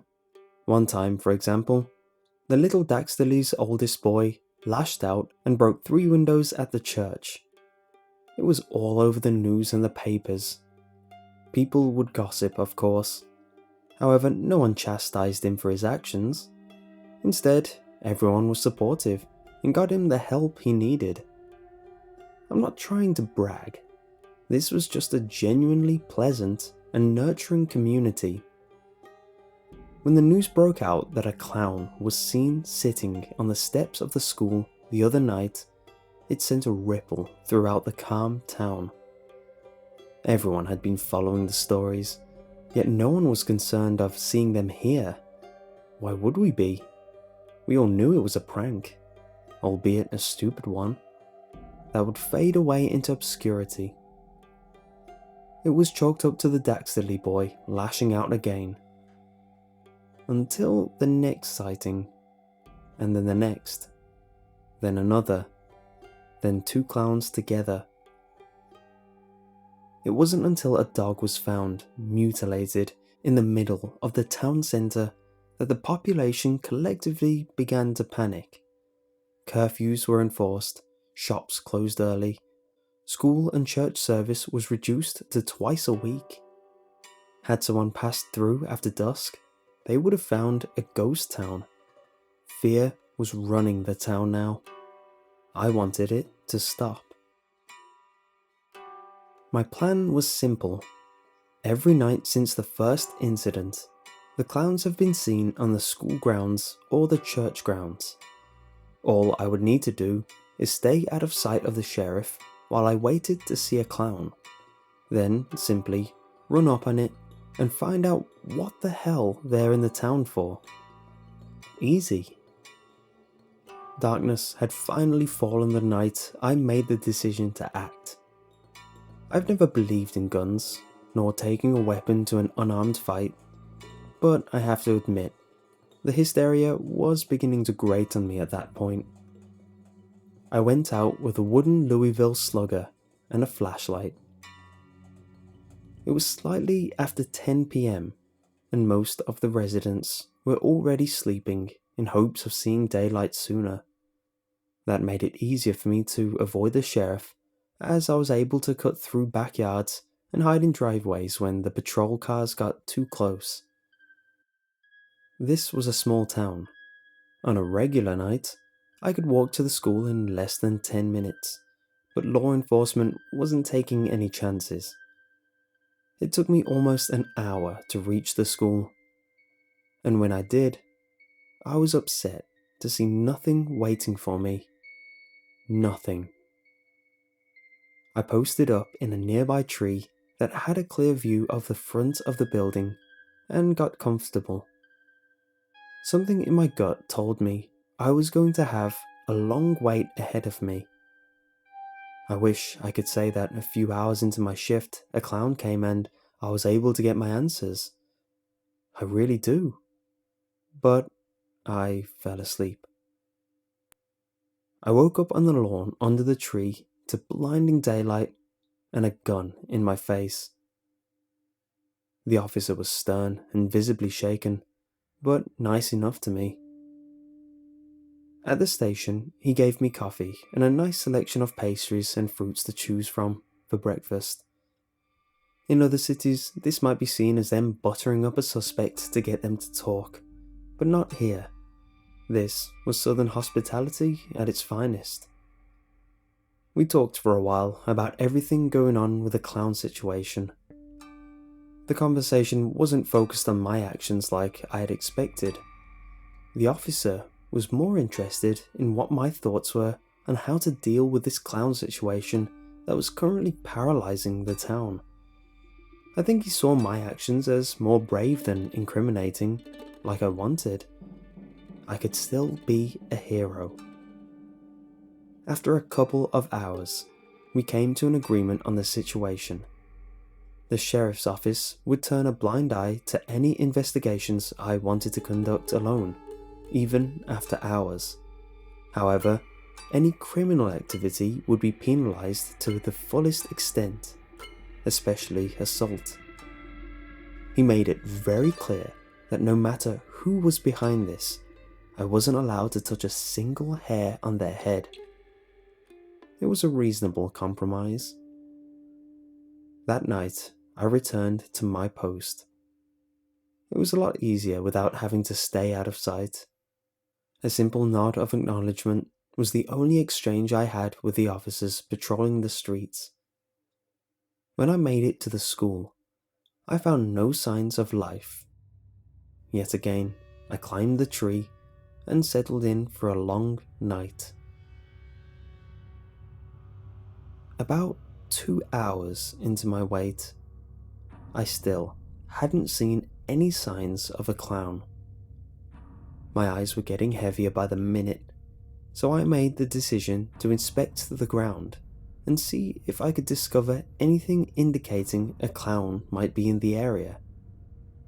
When I jumped to the ground from the lowest branch, I was greeted by a tall figure wearing a bright, shiny blue bodysuit that was bedazzled with buttons and patterns. I'd be lying if I said I didn't fall back against the tree, gasping for air. All confidence left my body as my eyes met its face. I had been expecting a poor silicon mask, not a white human face with red lips and blue hair staring back at me. The lack of a red nose unsettled me as well. This wasn't the clown I was prepared for. I couldn't move. My body had shut down on me when I needed it most. The clown didn't move, didn't even blink. It just stared at me deeply, with green eyes and a smile that was permanently affixed on its face. A standoff. After a few more minutes, the clown reached one of its white-gloved hands out to me. I looked to its hand, and then back to those oddly bright eyes without budging an inch. Nothing about the clown had changed aside from its arm. The clown didn't even blink. It still had that horrible smile. It nodded a couple of times towards its hand, like it wanted me to grab it. I was confused, but with the hope of humanity being behind the costume, I reached out to shake the outstretched hand. Before I was able to fully lock palms with the clown, I was met with a light shock that radiated up my forearm. I screamed. The clown arched its head, grabbed its belly, and laughed at me. It sounded like there was a broken squeaky toy lodged in its throat. The electric jolt must have been enough to revitalize my body as I jumped up and shoved the clown away from me as hard as I could. It fell back in an exaggerated manner, flailing its large white shoes and sliding on its rear end across the grass. After a brief pause and a look of disbelief, the clown began to silently cry while rotating its fist under its squinting eyes and stopping its heel into the ground. I was annoyed with the dramatics and started yelling at it. Nothing remotely coherent came from my mouth, just a smorgasbord of profanities and blame. Once I relieved my pent-up frustrations, the clown stopped pouting and began its squeaky laugh again, but this time it was accompanied by another noise, a louder noise that wasn't coming from its mouth. The air around me was overtaken by a sound that was similar to a million cicadas clicking in a deep whisper. I couldn't hear the clown in front of me any longer. Everything was overtaken by whatever was making this background noise. I fell back again, grasping my head in pain and attempting to cover my ears. Bang. My heart stopped.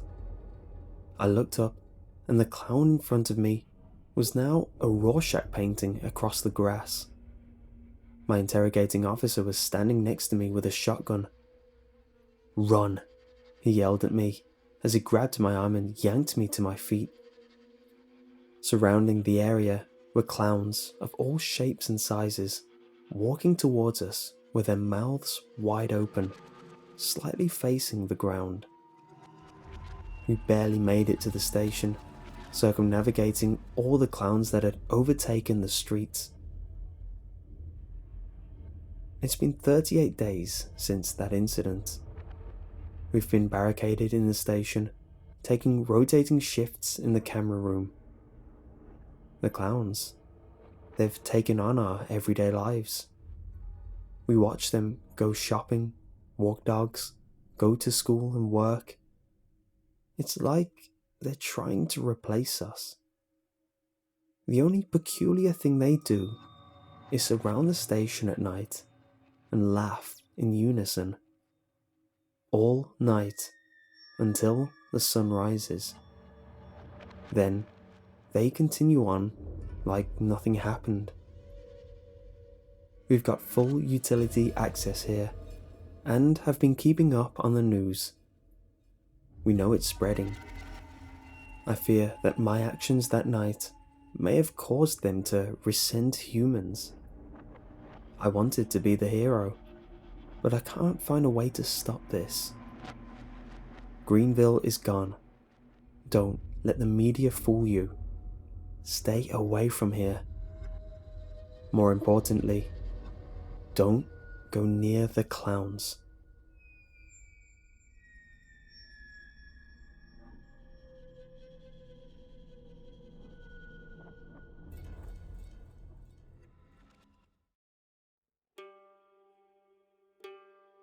In over 10 years of continuous travel, I have encountered many peculiar and fascinating individuals.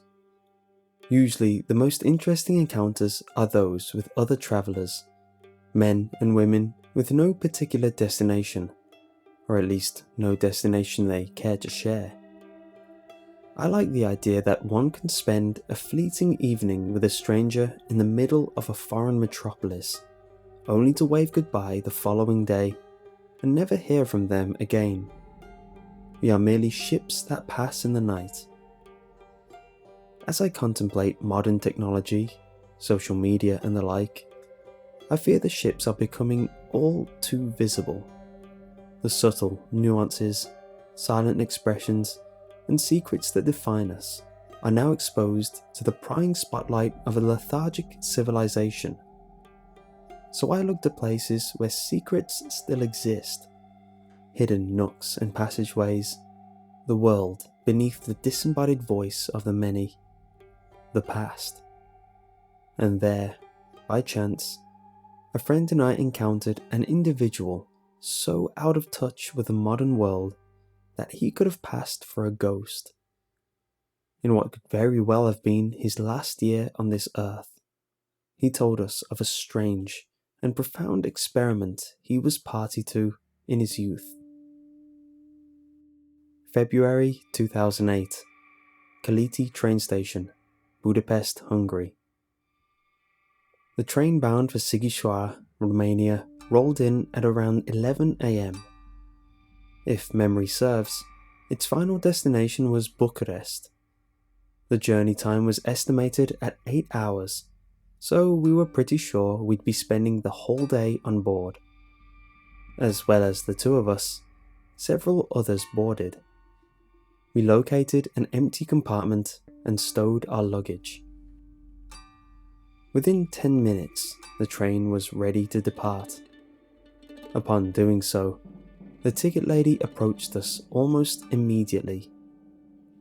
I'll never forget the vacant look on her face as she studied my ticket. For some 5 or so minutes into the journey, an elderly gentleman clutching a brown leather briefcase opened the door to our compartment. He hovered in the doorway for several seconds before finally choosing to enter. Nodding in our direction as he entered, we responded in kind, and he sat opposite us. His weathered face was chock full of gorged deep lines. My first thought was how unusual it was for an elderly gentleman to choose to join a pair of 20-somethings on a train that was practically empty.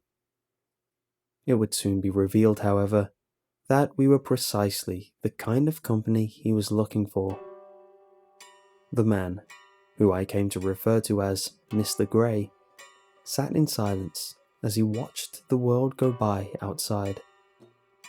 My friend and I were idly gossiping, mostly about the things we had seen in Hungary, and would undoubtedly see in Transylvania.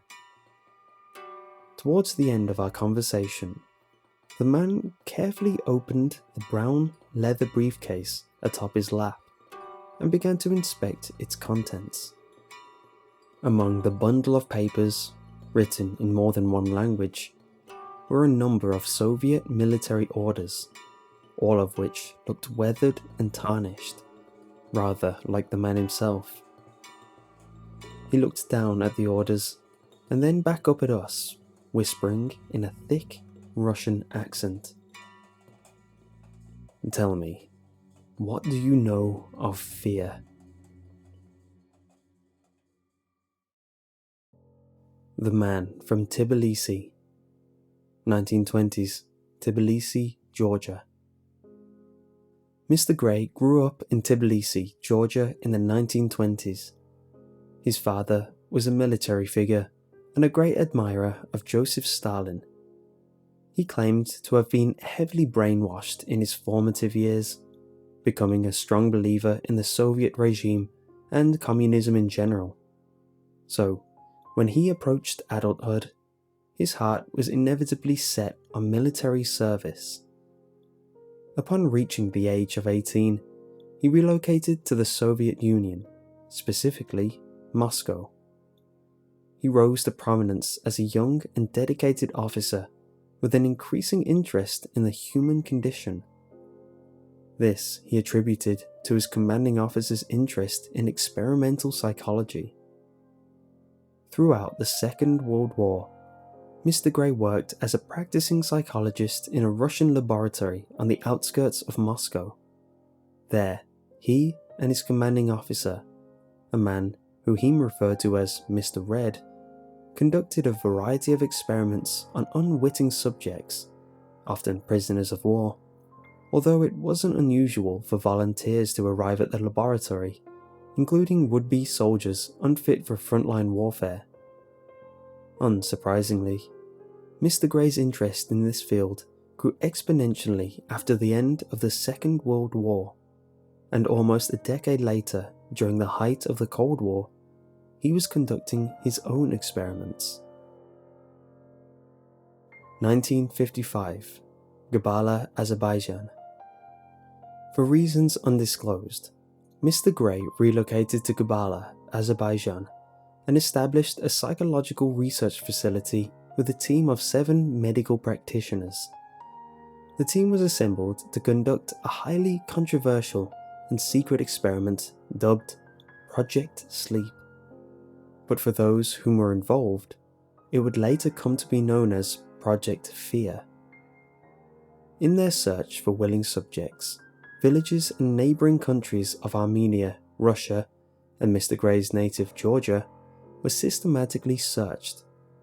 Vague but interesting advertisements were posted in strategic locations throughout small and often poor communities.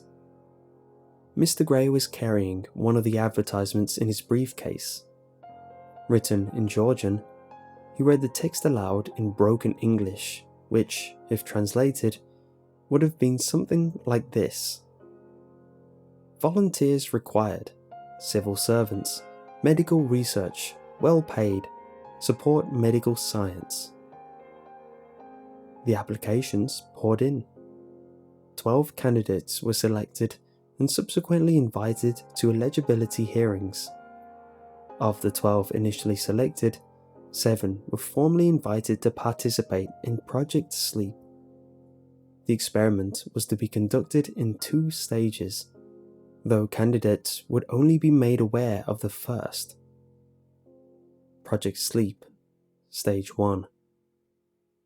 Candidates were to be kept awake for a period of 72 hours in solitary confinement. To ensure their consciousness, candidates were under constant supervision. Alarms were triggered remotely and repeatedly if candidates appeared to be falling asleep. Periodically, at the 24th, 48th, and 72nd hour, candidates were asked to describe their worst fear. As each period passed, 3 of the 7 candidates exaggerated the fear they had initially described.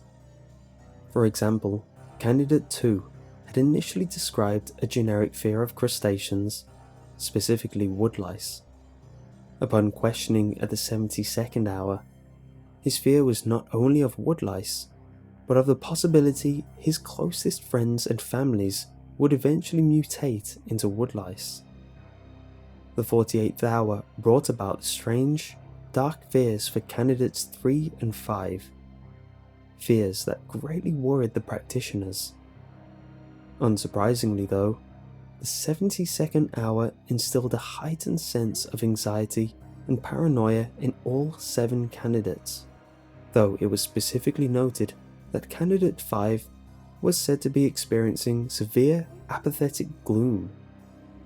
And then, it was on to Stage 2.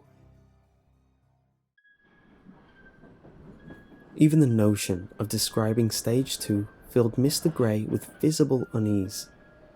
He was sweating and clutching haphazardly at tattered bits of paper. I recall with perfect clarity the moment Mr. Grey withdrew a handkerchief and slowly wiped his brow. His motion was pained and unsteady, but in that instant, I could have sworn his obscured mouth was grinning.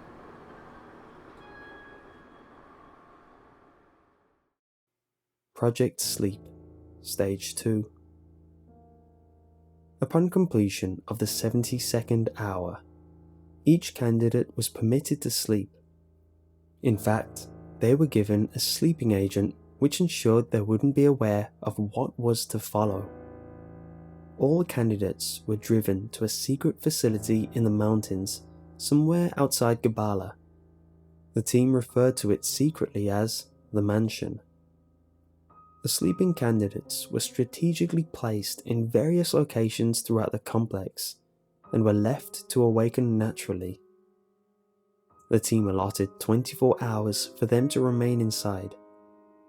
The facility was locked from the outside and metal panels were used to seal the windows.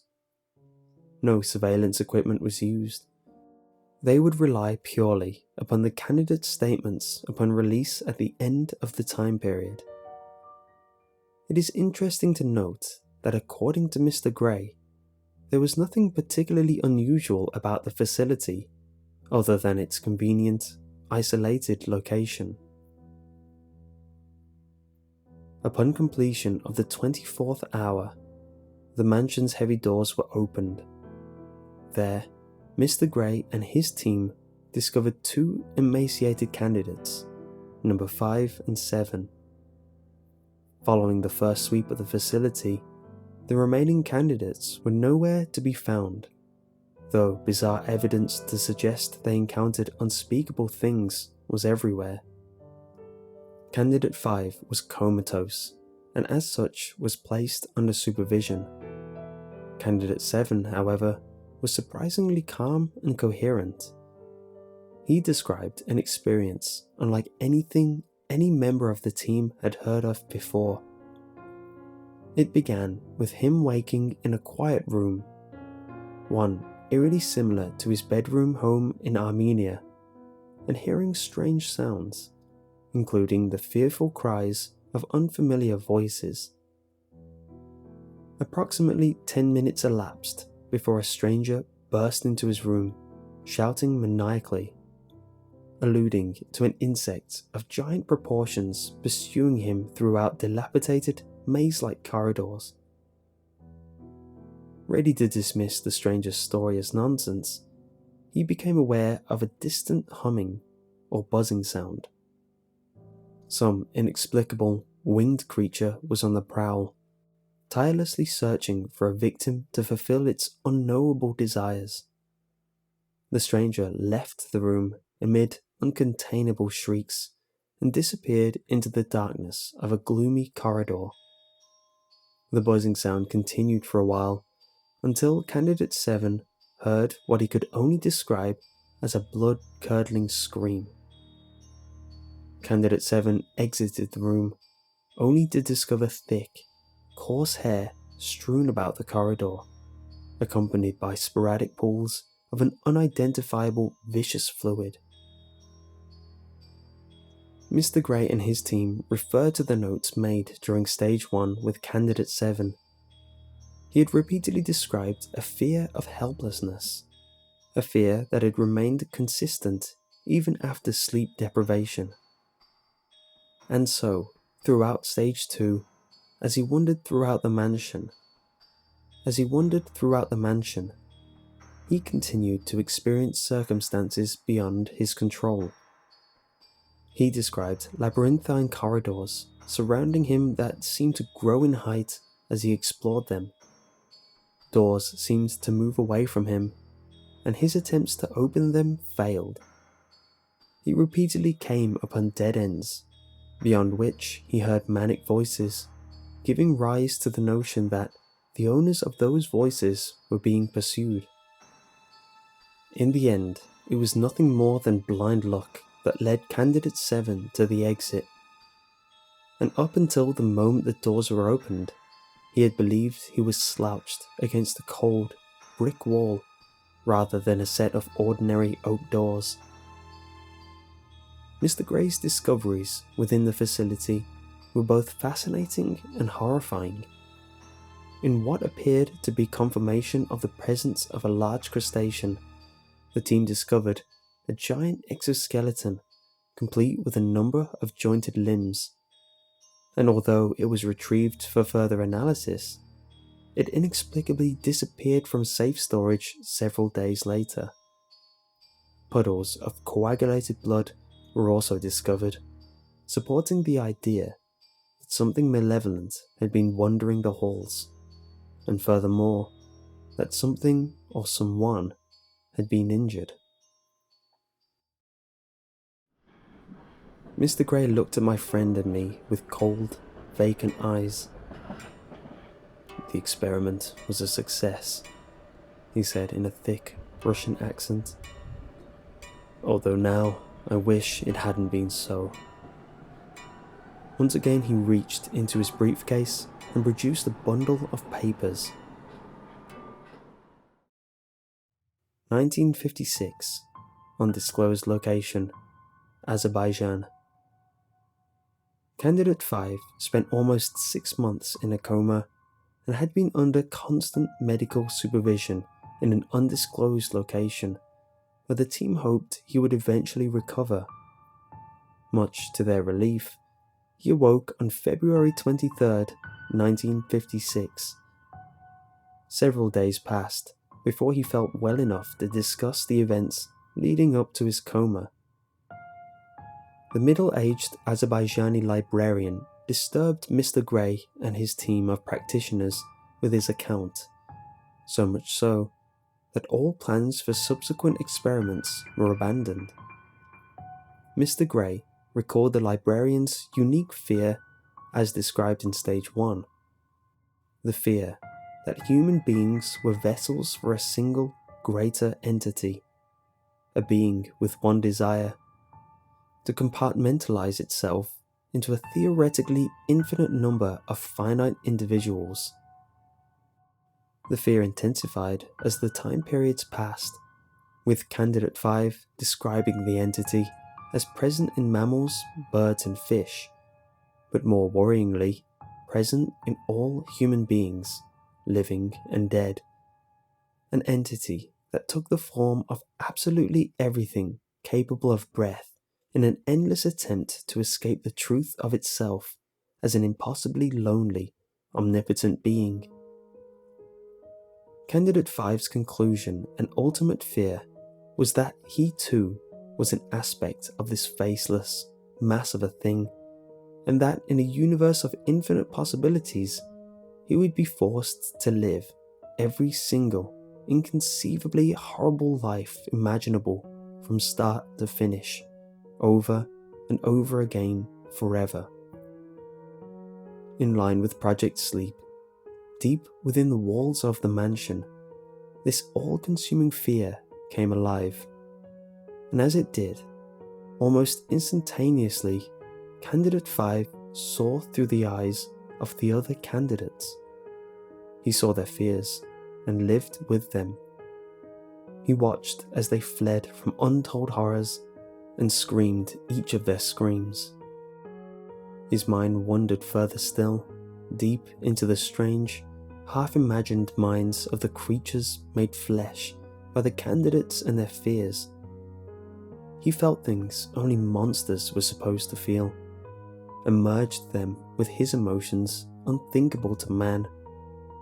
And as this hapless wondering consumed him, his mind began to collapse. almost as though the matter in which he was made was coming apart, torn asunder by the unseen forces of an exotic dimension, a place where only fear, pain, and agonizing confusion could exist. And there he stayed for almost 6 months. Candidate 5 addressed Mr. Grey and his team, telling them of their fates, explaining the intricate, invisible tapestry binding each and every one of them together, regurgitating memories, thoughts, hopes and dreams from the deepest, darkest recesses of their minds. After what Mr. Grey described as almost an eternity of outpouring, the Azerbaijani librarian returned to that dark, deep coma the team had found him in following the experiment.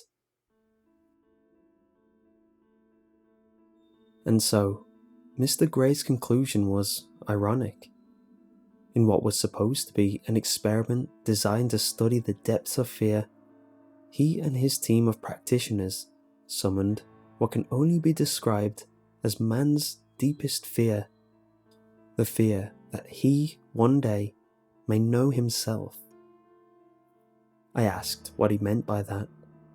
He simply said, "Your question is a proof that we aren't quite there yet."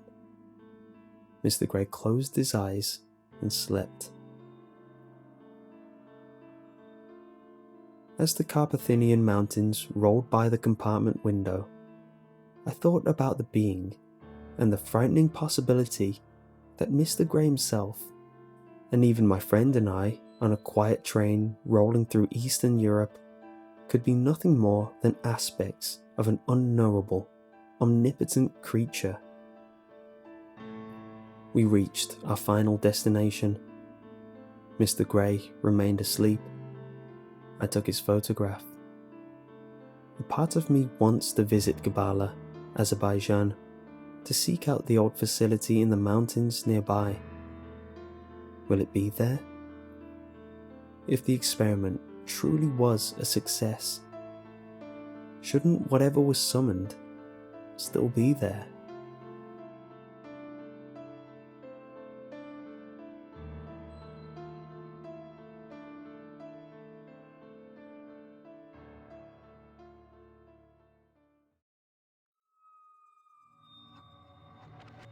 The cat walked slowly across the concrete, pausing to lick its paws in the middle.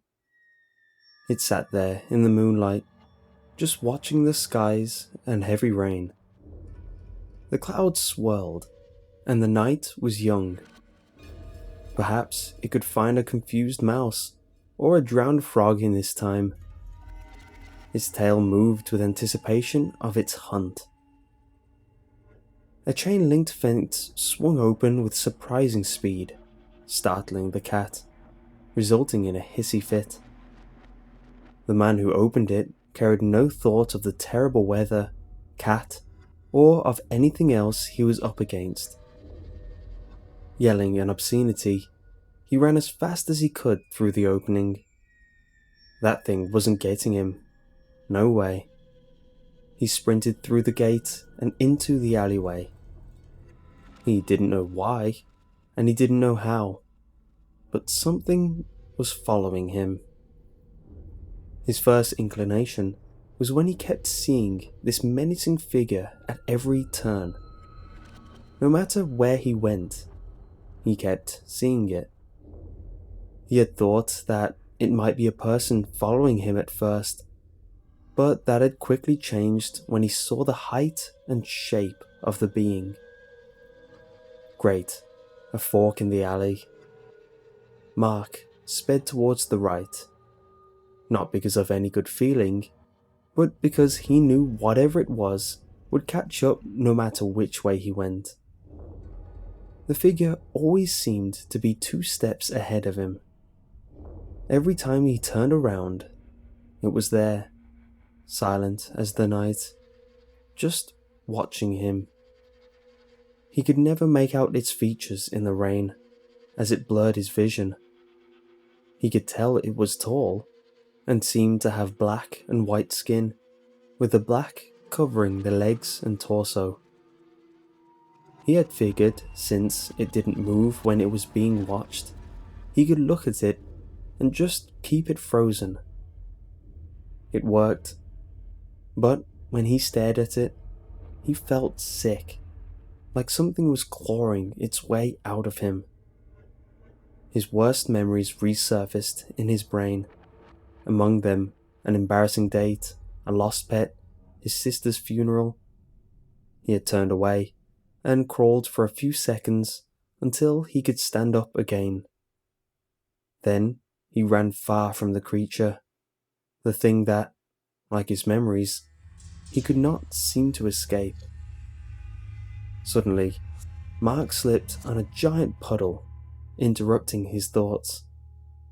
Immediately, his jeans and hoodie became soaked on contact. Picking himself up from the water, the feeling to look back was too great. He turned around. There it stood, as real and frightening as ever. What really startled him was that it was closer because of his tumble, only a mere 20 feet away. Trying not to scream, in case that triggered a reaction from the creature, he spun around and ran. The rabbit may not know of the fox, but it will sense danger when it presents itself. This was not unlike the feeling that he felt right now. He didn't know what it was or why it wanted him, but he felt in his genetic memory that this thing was a great threat. If this thing was chasing him, it'd probably chase other people, which meant that nobody had gotten away from this thing ever, or else they didn't live long afterward to tell the tale. Mark ran out of the alleyway and into the street. The rain had been coming down hard. He knew that, but until now, he hadn't realized how much. The street was overflowing with water. It was even coming onto the sidewalks. A flash flood. He wasn't really surprised nobody was out, even if it was New York. With this weather, everyone else would be inside closed and locked doors, leaving him alone with... Realizing his mistake, he threw himself into the street while turning around. The figure had come to a stop about 10 feet from where he was. Then he went under the water. It was a little surprising being underwater in a city street, but at least it wasn't deep. Finding a hold in the asphalt, he pushed himself up and out of the water. Looking around, he found that the street was going uphill, or downhill, depending how you look at it. This meant that there was a slight current in the water. Not enough to pull him away, but enough to make him unsteady. Mark looked around, frantic about the creature's whereabouts. In the pouring rain, he couldn't see 10 feet in front of him. If the creature really wanted him, then he was about as vulnerable as he could have possibly been. Looking around, he finally spotted it about a yard away. This close, and in the rain, it looked like something out of a horror movie. It stood around 8 feet tall at first glance, but as he tried to find its head, it just seemed to get taller, like an endless ladder. Looking closer at it, he noticed that what he had originally thought was skin was actually a formal suit, complete with a tie. It was both comical and terrifying at the same time, much like a clown. It took an ordinary object and perverted it, twisting it into something sick. Upon even closer inspection, he realized it was far from perfect. It had large rips in the tie, and one sleeve was torn off about halfway up, It had many tears in the fabric and was stained with several foreboding rust-coloured spots. But when he finally found its face, he screamed. It wasn't that there was no face, but it was just so horrible that his mind immediately erased the image from his head every second he spent staring at it. He literally could not remember what it was, but it terrified him beyond belief. Snapping himself out of his trance, he moved to the right, narrowly avoiding a tentacle? How had he missed that? Ducking, he closely evaded decapitation from another. Remembering the current, he threw himself down the street, being swept away with the current down the hill. The entity did not follow. Floating down, unable to get a grip, Mark just tried to stay up on his butt while sliding. Looking ahead, he found, to his horror, that the creature was already at the bottom of the large hill. Using his feet to steer, he sped himself towards a lamppost on the sidewalk. Reaching out, he attempted to grab it, only to find himself falling. Grabbing the edge of the sidewalk as to not be swept in, he realized there must be an open sewer grate below him, unseen in the water. Cursing, he tried to pull himself up. Looking to his right, he spotted the figure about 60 yards away now. Gripping the concrete, he tried to heave himself up. Another quick glance to his right. 20 feet away.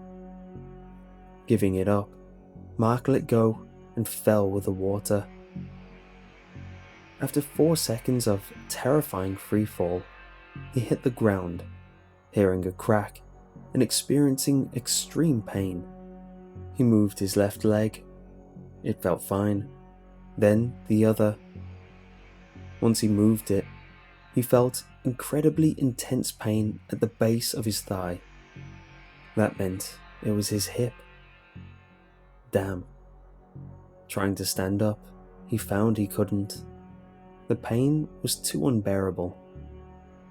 He started crawling, knowing he had to get away.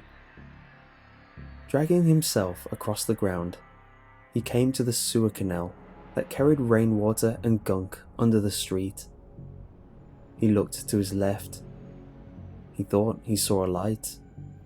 He couldn't tell, as his vision was blurry. Funnily enough, it got cloudier. Then, the sick feeling started again, along with the memories. Realizing his fate, he tried to drag himself into the canal so he could drown. Surely it would be a more peaceful death than whatever this thing had in store for him. Right as his body fell in, he felt a tendril grab him by the ankle and lift him out of the water. Flipping him right side up, he hung there, looking at the creature for the first time, face to face. He was filled with unimaginable terror. Its body radiated evil, and he vomited from the sickness again and again. Then he felt 2 claw-like fingers lightly position themselves on his eyes. He tensed up, realizing what it was about to do.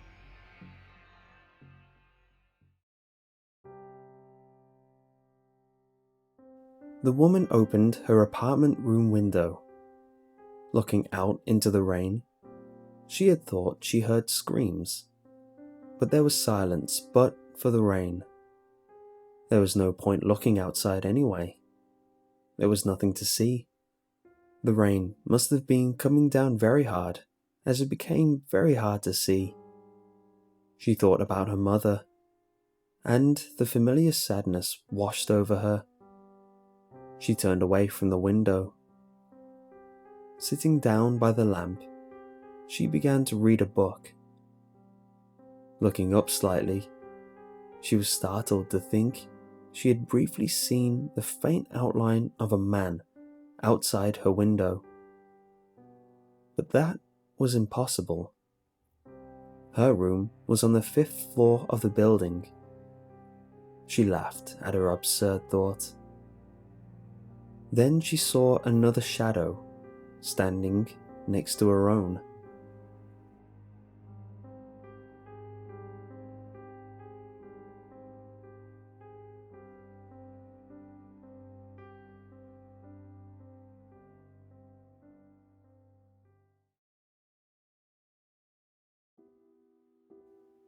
When I was little, I met my very best friend. I was quite the fearless little child, so I wasn't afraid of him, though I do think most kids might have been. But I was a boy, and by my logic, that meant I wasn't supposed to be scared of anything. Even if I was little, I was still a boy. I met him when I was 5. I was at a park with my twin sister, Abby. I just made my way down the slide. That was one of my favourite things, feeling the wind in my face, the thrill of the fall, even if it was just a gradual slope that lasted 2 seconds at the very most. I popped right back up after getting to the end and whirled around to run right back to the ladder that would again lead me to my second long thrill. That was when I saw him. He lingered in the shade of the tree at the edge of the park, peeking out behind the trunk. Everything my mother had told me about not talking to strangers flew out the window as I turned to look at him. "Hi, my name's Tyler. I'm 5 whole years old, and I can count to 15 all on my own," I cheered, giving a typical 5-year-old's greeting. Something about being little. You just want to be the biggest show-off you can. He was very quiet. He didn't say a word in response to me, which to me at the time was pretty rude. Maybe he was just shy. Yeah, that must have been it. I looked to the slide and then back to him. He was still there. In fact, he seemed to have come a little closer. I could see most of him now, when before I'd only seen his head and his shoulder. "Do you want to turn?" I asked, calmly. He didn't say anything, but he did respond with a very slight shake of his head. "No, huh? Well, that's your loss, I guess." I considered turning back to the slide, but that's when I got a great idea. I would ask this fellow to be my friend. Yes, that's what I'd do. I didn't quite know why I wanted this man to be my friend, or why I felt so drawn to him. Maybe it was that his skin, slimy looking from what I could see, was pitch black. Maybe it was that where his face should have been was just a smooth surface. No drips for eyes, not a bump for a nose. A blank template is what I could best describe it as. As for the rest of him, he didn't seem to be clothed. "Well," I lingered on that word. "Do you want to be my friend?" He seemed excited by my question. He stepped out from behind the tree. He was nodding vigorously. Looking back on it, I'm fairly sure other kids would have either cried or have peed themselves. Most probably would have done both. But I didn't. I felt quite the opposite of either of those things. I just knew me and this man would be very good friends. My sister and I had always been very, very close, so logically, I was thrilled to introduce the two. I beckoned my new friend to follow me with a wave of my hand, and I turned to run across the park to the swings, my sister's favourite spot. When I got there, though slightly out of breath, I spoke quickly. Abby, Abby, I want you to meet my new friend. Abby looked up to me. Where is he? Right there, I exclaimed happily, turning around to face my friend. It was then that I discovered he wasn't behind me like he should have been. She giggled. We're going to be in first grade soon, Tyler. You should know imaginary friends are for babies. I furrowed my brow. My friend certainly wasn't imaginary. But where could he have gone? Ah, there he was, back behind his tree. His head poking out had given him away to me. He must have somehow seen I was looking at him, and he raised one hand, shiny with slime, and waved at me. I waved back. I'm gonna play with Abby now, okay? I'll see you next time, I guess. I called to him. I don't know if he heard me, but I was pretty sure I saw him nod. When I turned back to Abby, she simply rolled her eyes at me before giggling. Come on, let's go play in the rock wall. I smiled and nodded. With one look back, I didn't see my friend anymore, but I was sure he was still somewhere near, and so, satisfied with that feeling, I went to go play with Abby. That night, I saw him again. He visited me while I was climbing into bed. My sister and I shared a room at the time, so I was very thrilled that he was there. Certainly, she'd be able to meet him now. Abby! She rolled over so that she could face me, and she brushed the blonde hair out of her face with her hand, red with sunburn. Yeah? Look, Abby, my friend's here. Say hi to him. I grinned. My cheer turned to confusion as she looked around the room, clearly oblivious to my friend standing there. Tyler, she murmured, her voice fairly heavy with sleep. Just go to bed. But Abby... Too late now. She'd already rolled over. I waited a moment, giving her a few minutes to fall asleep, enough so that my talking wouldn't wake her. I turned to my friend and jumped a bit, finding him at the foot of my bed. Don't get to thinking wrong.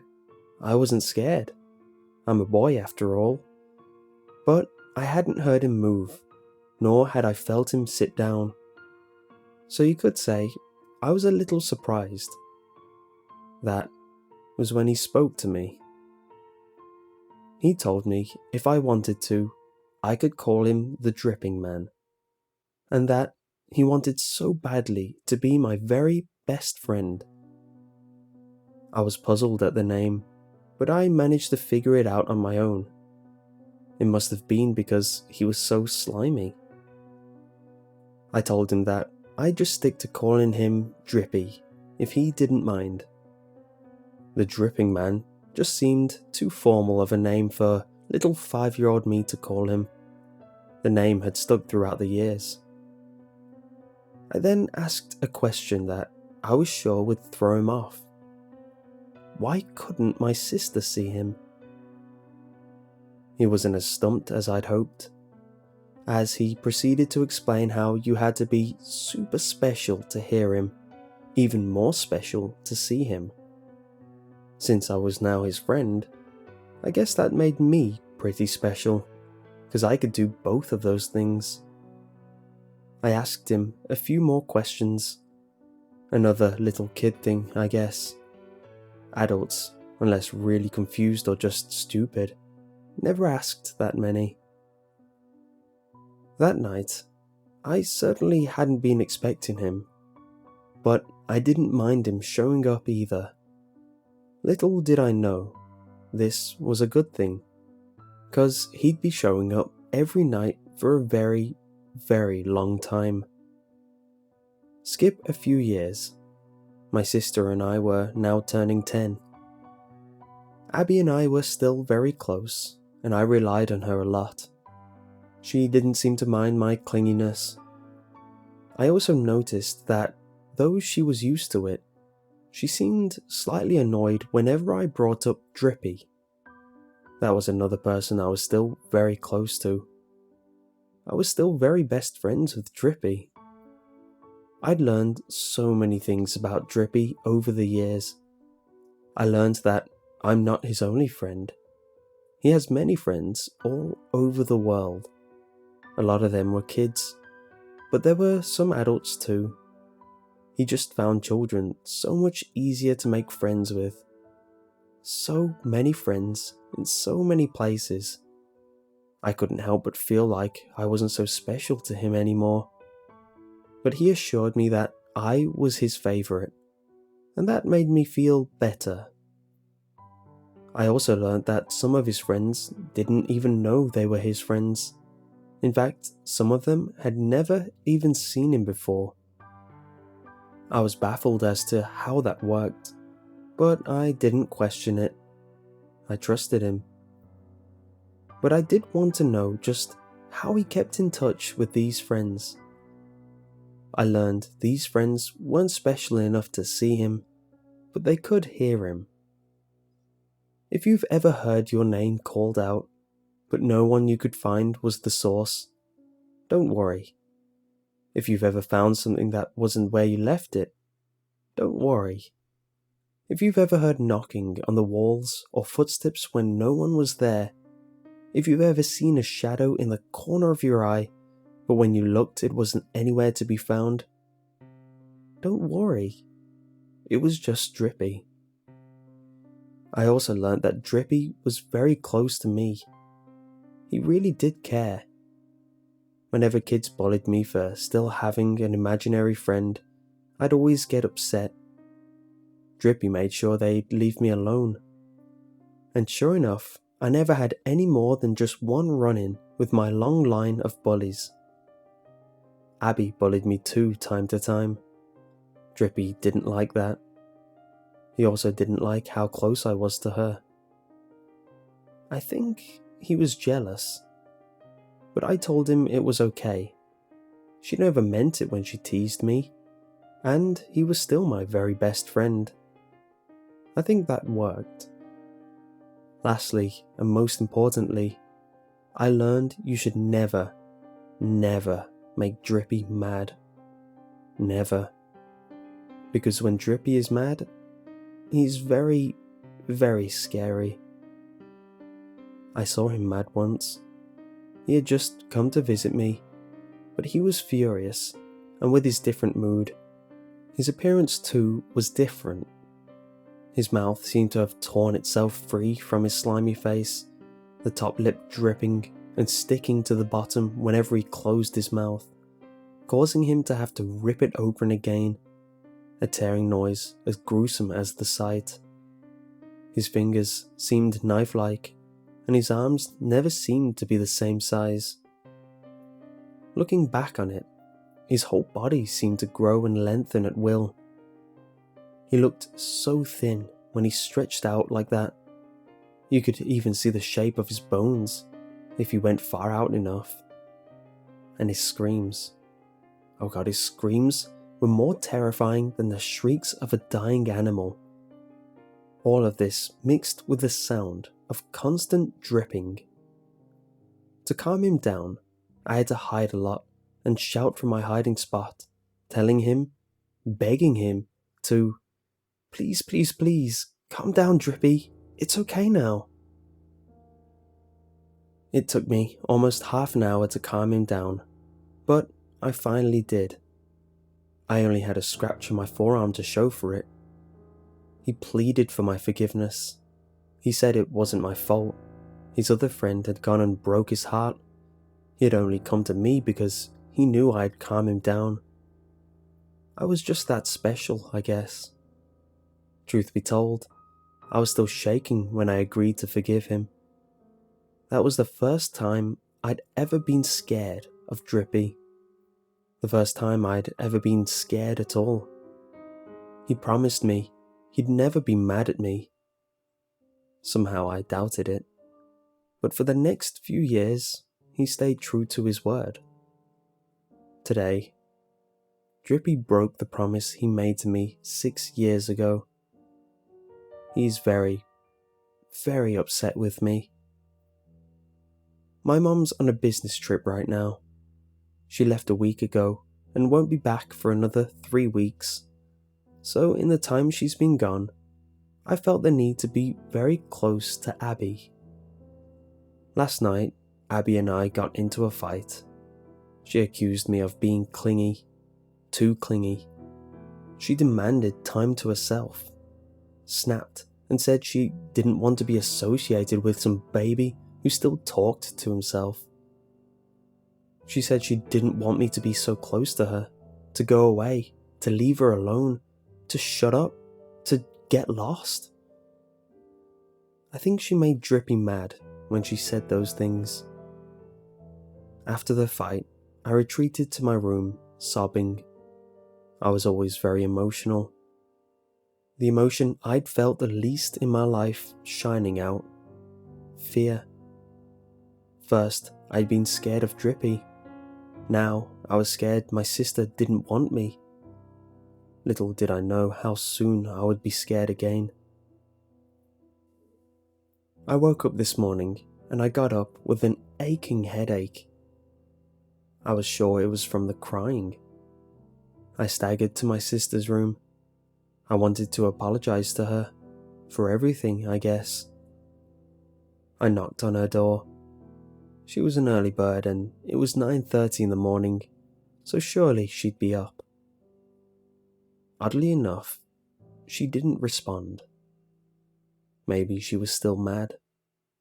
So I opened the door slightly. Abby? I peeked inside, and I wanted to throw up. Had I eaten before, I would have. Before me, I saw Drippy, calm looking but surely ferocious before. He stood over a heap, a combination of soft, pale flesh and splatters of crimson. Abby.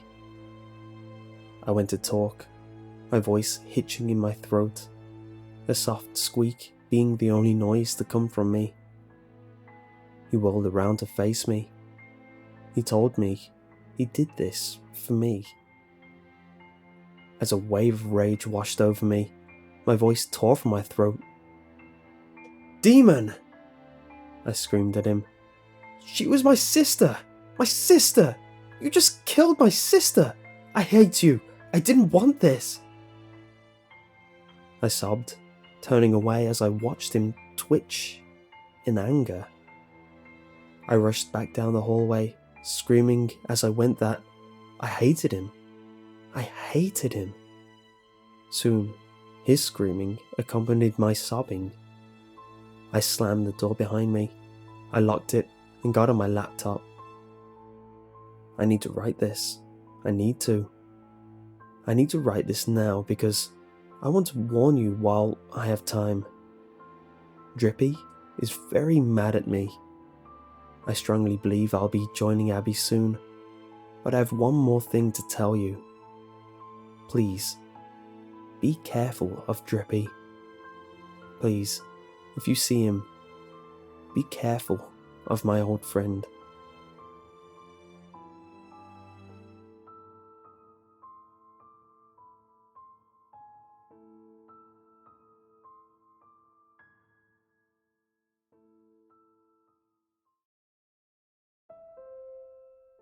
Tuesday, October 11th.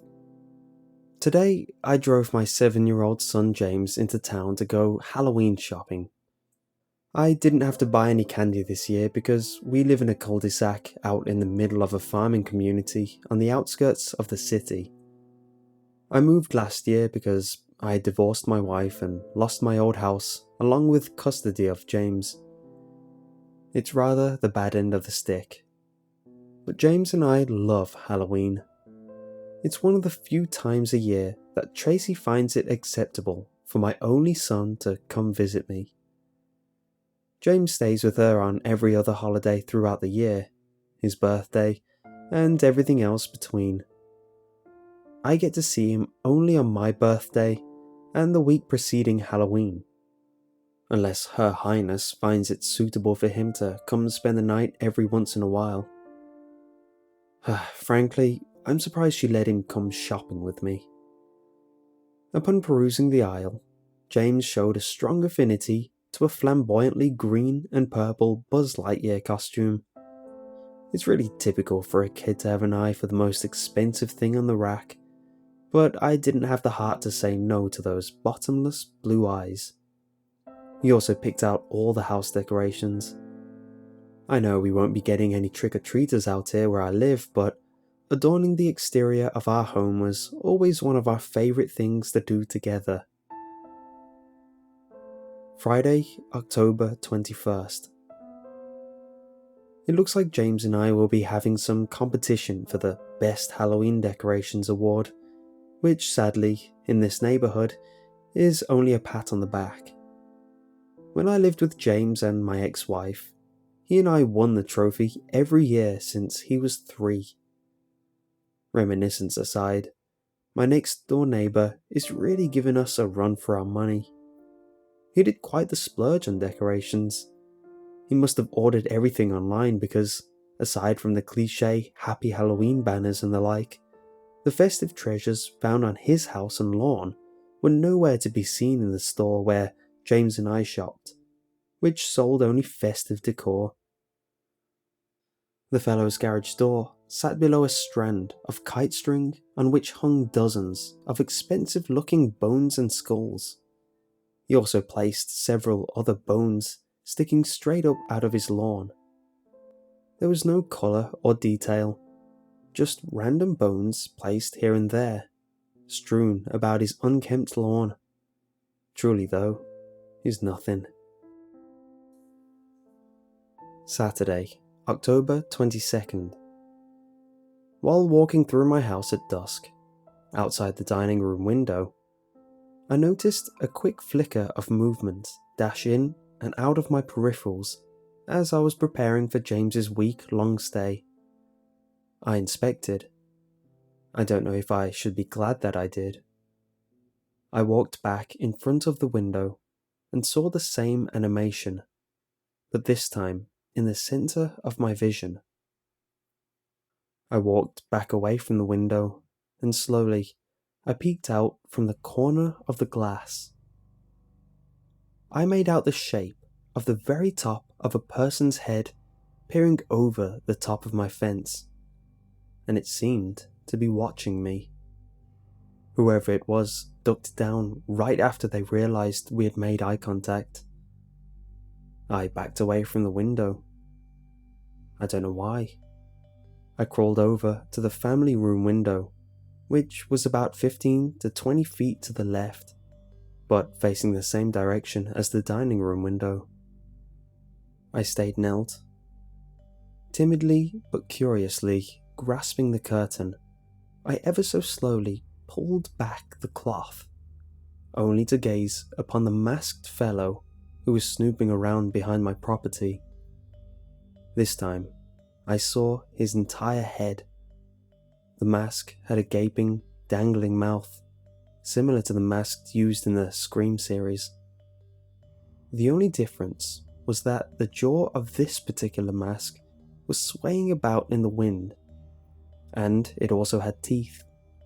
Long, thin, fang-like growths that appeared almost like the strands hanging from the mouth of a whale, though fewer in number. The expression on the mask was plain, and the colour was rather pale, with slight grey discoloration. It didn't have a goofy smile or an intimidating stare, just a mouth hanging wide open and a couple of perfectly round, beady little chameleon eyes, eerily shaded. After about 10 seconds of observation, one of the eyes appeared as if it was steadily drifting off, away from where it was fixated, and very slowly began to scan to the left, and as soon as he seemed to lock on to where I was, he quickly disappeared. Tuesday, October 25th. I don't really know my neighbour, much less where he gets all of his decorations. I noticed a new ornament of sorts in front of his door today.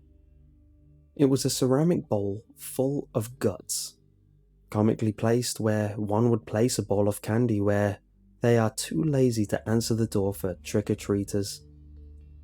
Behind it was a large white piece of paper bound to the wall of his house. On it was written in nearly illegible chicken scratch, "Take one." The whole sign had bloody fingerprints smeared all over it. More convincing yet was the bloody tape and the bloody wall. Nearly the entire wall was smeared in brownish red. Spooky. The streams of blood that ran from the handprints were, strangely enough, dry. I didn't know they made novelty blood that could dry like that. I've only ever spoken to this guy once, and it was around the time that I moved. He seemed rather distraught. As I approached him, I asked him if everything was alright. He said that he was late for work, which was odd because it was around 8:30 that night.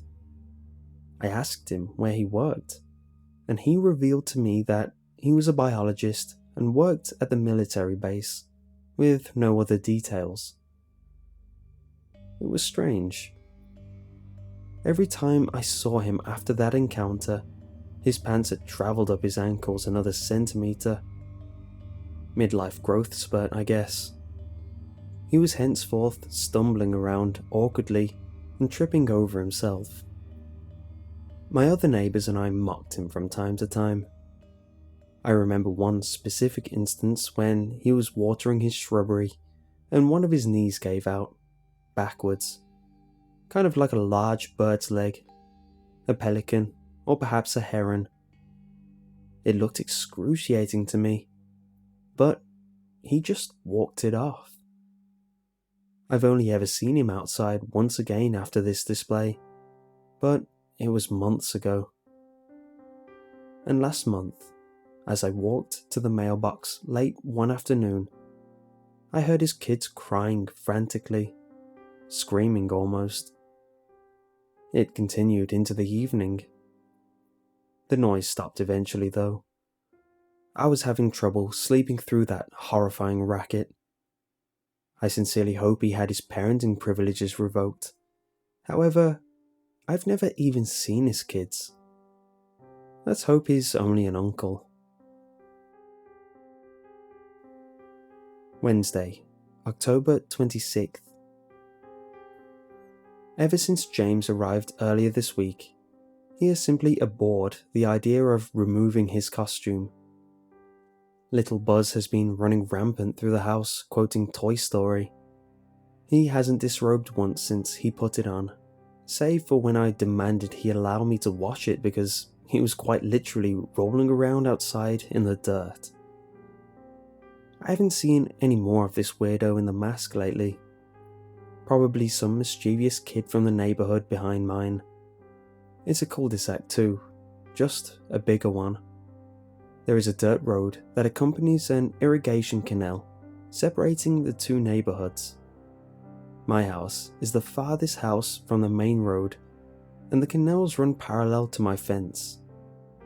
I don't know of any bridge he could have used to come across, but I never look back there, and I don't particularly care to. Neighbour man bought a new ornament. 200 feet of lights to accompany the 200 feet of intestines he had previously thrown all over the tree in his front yard. The lights coexist uniquely with the prior decor though. All I could smell when I went outside was the burning odour of the sizzling ensemble of mix-matched decorations hanging from the tree. The moisture of those oddly genuine-looking innards had adhered to his archaic festive bulbs, producing a deep red glow. Intentional or not, the smell was almost enough to coerce a complaint out of me. Almost. Come to think of it, the smell wasn't so bad. Almost like a barbecue. Friday, October 28th. I'm going insane. No simple words can properly describe what I believe I've witnessed. As the sun was setting this evening, I got another glimpse of this masked man. What I saw now was not at all what I would describe as a mask. I was sitting in my living room reading. The bay window in my living room overlooks the entire street, and I had my blinds open. I had startled and looked up and out the window toward the nearly dissipated sun, because I had heard what sounded like an asthmatic man gasping for air through a megaphone over the top of a vocal, frightened cat. I stood up from my couch and walked briskly toward the window. I cupped my hands over my eyes to deter the sunlight and pressed my face against the window. And I saw it. It ran like an ostrich. Where it was not bald and discolored, it was spotted with long patches of spindly hairs and networks of pulsating blue veins, thinning, isolated strands of grey hair flat against its flaky, decomposing head. Its flapping, low-hung chin kept rhythm with a bounding stride as the sprinting thing began to overtake a creature built for agility. Ultra-thin, ultra-broad shoulders dutifully bounding up and down in harmony with its tree branch-like arms, easily giving it at least a 5-foot reach. Mammoth hands, chopstick fingers, and those repulsive, chameleon eyes. Buckets of drool spilt impatiently from behind its hellish teeth. Emaciated, stilt-like legs completed the horrific image. Altogether, I observed an 8.5-foot freak show with greasy hair practically leaping from yard to yard, chasing this poor kitten for a reason ostensibly beyond simple sustenance.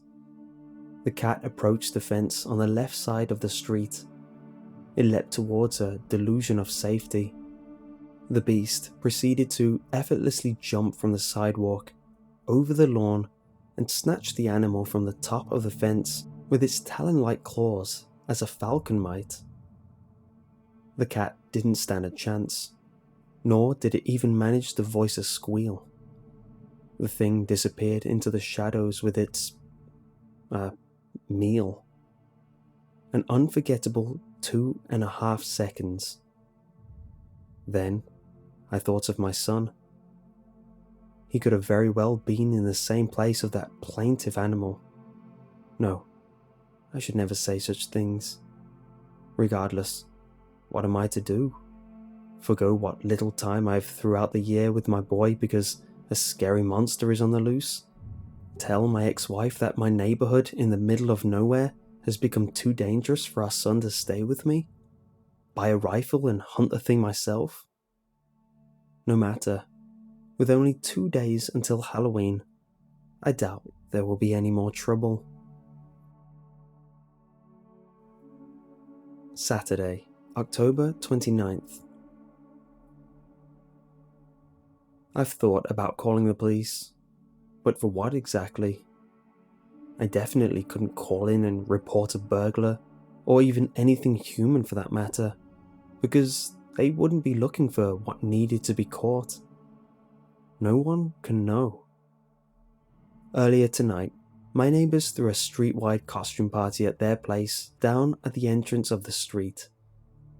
I didn't go because I had to work late, and after I picked up James from his friend's house, we anticipated having a game night with just the two of us. Sometime during the night, James took a bathroom break.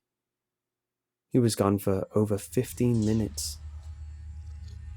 When he returned, he seemed excited to inform me that he looked out of the living room window, in between the blinds, and saw what he described as a really tall, weird-looking person with a bag running patiently to the house where the party was being held, empty bag in hand. According to James, it would disappear into the backyard of the house, and seconds later bolt out of the yard with a full bag and tear off towards my neighbour's house wearing a costume.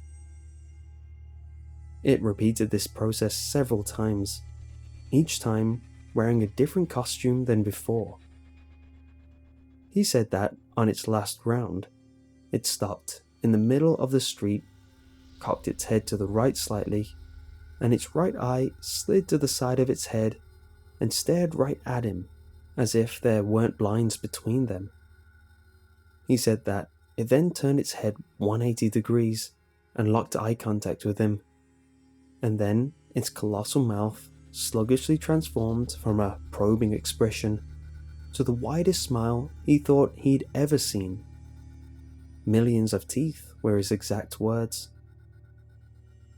He said that its smile had then hastily collapsed, dropping the chin into a visible free fall, which ended with a swinging slap on its chest. It then darted off into my reclusive neighbour's yard, and that was when James decided to come alert me of his findings.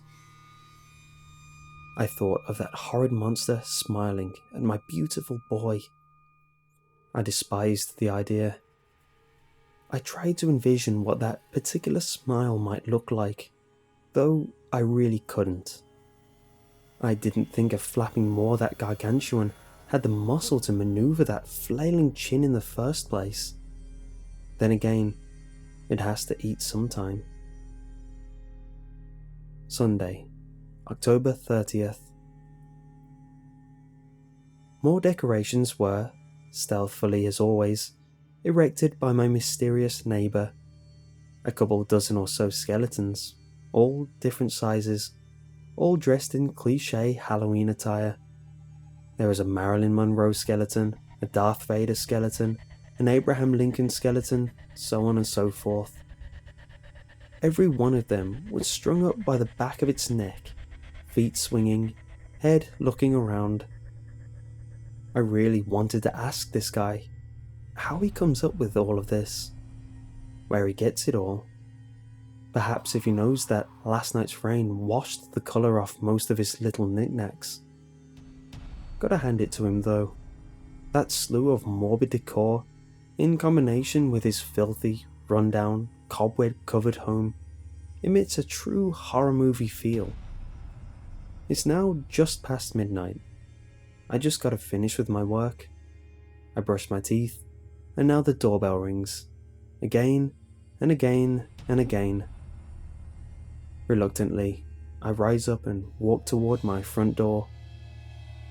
I open it. My neighbour. No, not the freak next door, but the fellow who lives behind me, on the other side of the canal. He's disgruntled. He's practically out of breath, and is threatening me about something, but none of it is sinking in because one of the skeletons hanging from my neighbour's tree, a newcomer, is staring right at me. Its jaw unhinged, unlike the others. It's smaller than the other skeletons, and it appears to be dripping something.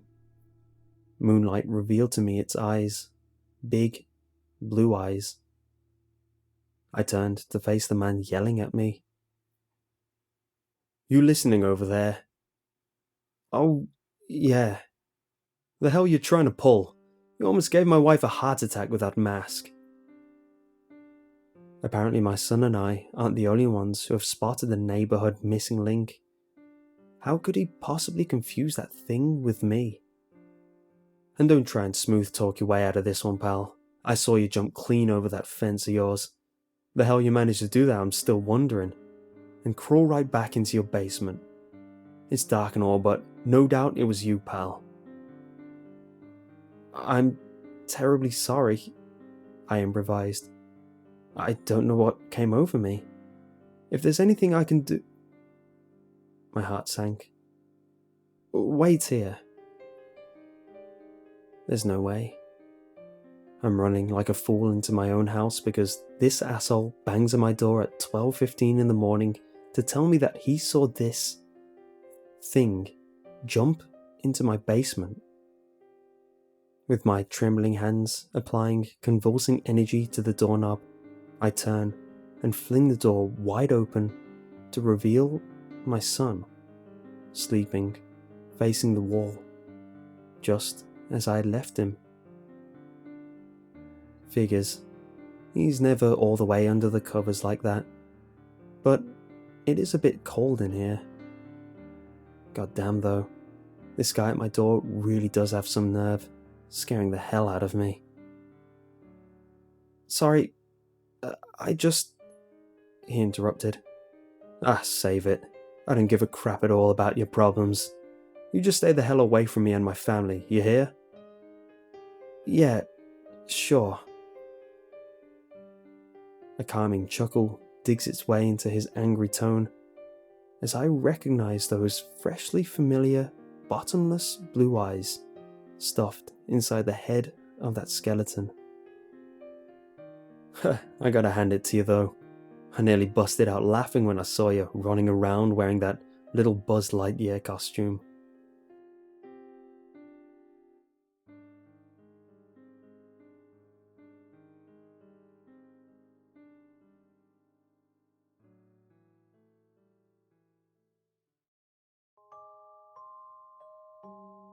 I was jolted out of sleep when my 5-year-old son, Kevin, jumped on top of me. I let out a little yelp, both from the shock of the impact and from being ripped out of a deep sleep. A little disorientated, it took me a few moments to figure out what was going on. Now, jumping up and down on the bed, Kevin yelled, "Fuzzy came again! Fuzzy came again!" I sighed, rubbed my eyes, and checked the clock. It wasn't even 6 o'clock in the morning yet. Kevin continued to jump ecstatically around the bed. By now, my wife was awake and very cranky. She looked over to the clock and, seeing the time, released a frustrated moan. "Jesus, kid, can't you wait until at least 6? She murmured sleepily. She too had been sleeping soundly. "Fuzzy came again! I told you he would!" Kevin was too excited to care what time it was. It could have been 1 in the morning for all he cared. "He's back! He's back!" Fuzzy, as he called him, was what we assumed was Kevin's imaginary friend. He described him as a fuzzy, colourful creature that arrives in magical mist through his window every night, and then play together. Kevin claimed that he could change colours and even shape, but he was always fuzzy.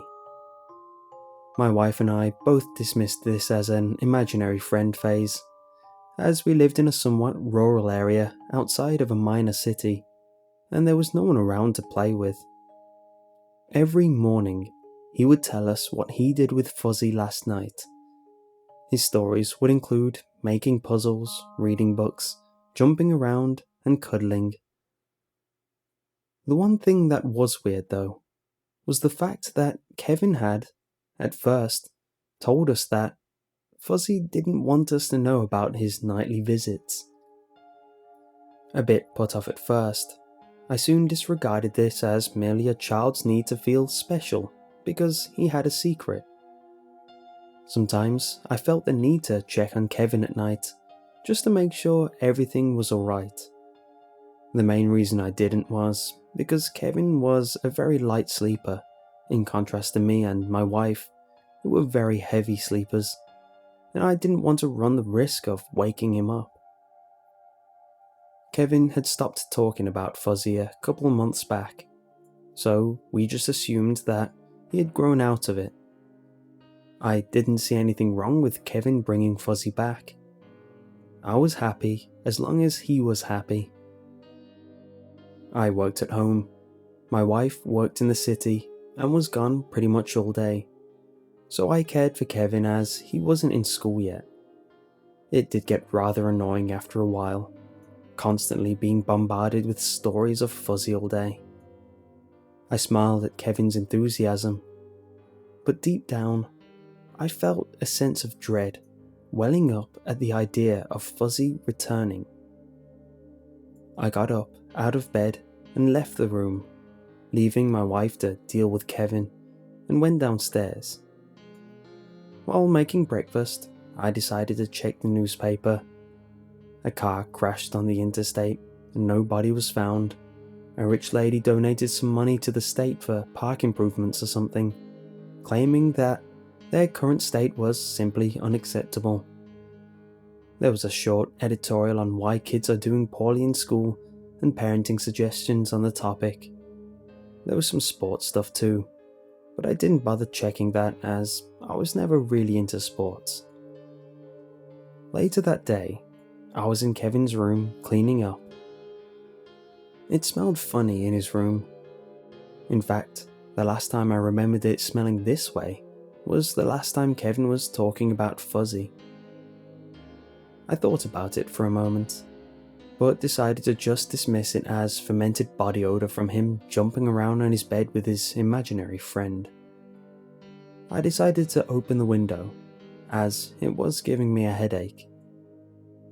Looking out, I saw Kevin out in the yard, playing with some of his toys. It had rained last night, and the ground was soft and muddy, so I made sure to warn him not to go near the mud. I lowered my head to withdraw back from the window, but noticed something on the ground beneath the window. 2 holes, about a foot or so apart. They weren't that big, so I wasn't too concerned. It just bugged me, as I couldn't think of anything that might have made them. I looked up to Kevin to ask if he knew what they were. He might have made them. He had moved somewhere else though, and I didn't feel like chasing him down to ask him something so menial. The next day, I was wiping down the window in the dining room, which lay directly below Kevin's room. The 2 holes caught my eye again. However, this time, they were even bigger than before. At dinner, I decided to ask Kevin if he had been digging in the backyard. He said no, so I figured it must have been animals or something. That evening, something else occurred to me. I found Kevin in the living room. "Hey, Kevin," I asked. "Why does Fuzzy only come at night? You seem bored lately, and you never play with him during the day." He simply shrugged. "I don't know," he replied. "He just doesn't." This is when things started to feel a bit off. It had never occurred to me before that Kevin didn't play with Fuzzy during the daytime. It was probably just his way of keeping Fuzzy in a more realistic light. If he brought Fuzzy out to show him to us, he would see that we clearly didn't believe in the fluffy piece of air next to him. Yeah, that's it. That's why. Nothing much happened for the next week or so. My wife and I went to bed at 10 o'clock sharp as usual. We let Kevin stay up later if he wanted to, so he could play with his imaginary friend. We didn't mind the noise he made. In fact, if we were asleep, we didn't hear it at all. Hell, a train couldn't wake us up once we hit deep sleep. Every night, Kevin would say something different about Fuzzy. One night, he apparently brought a cookie, which I strongly suspect he stole from the cookie jar. And another night they flew through the clouds on Fuzzy's back. We were happy that our child's imagination was healthy.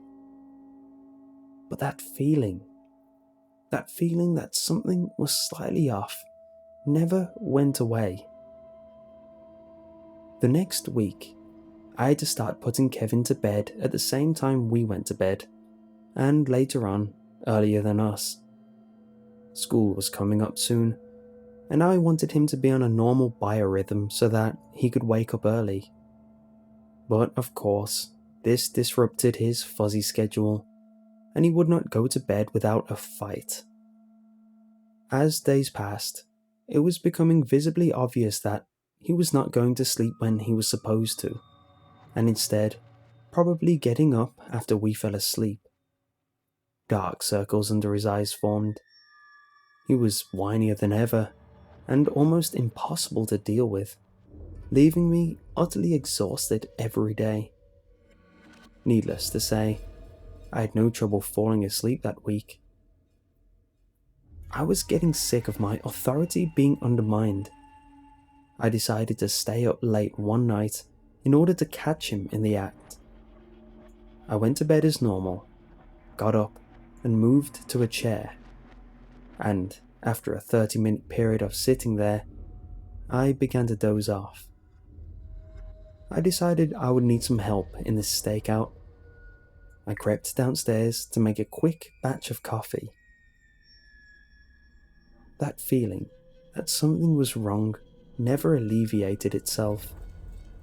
It felt like my parental instinct was going off, but I don't know why.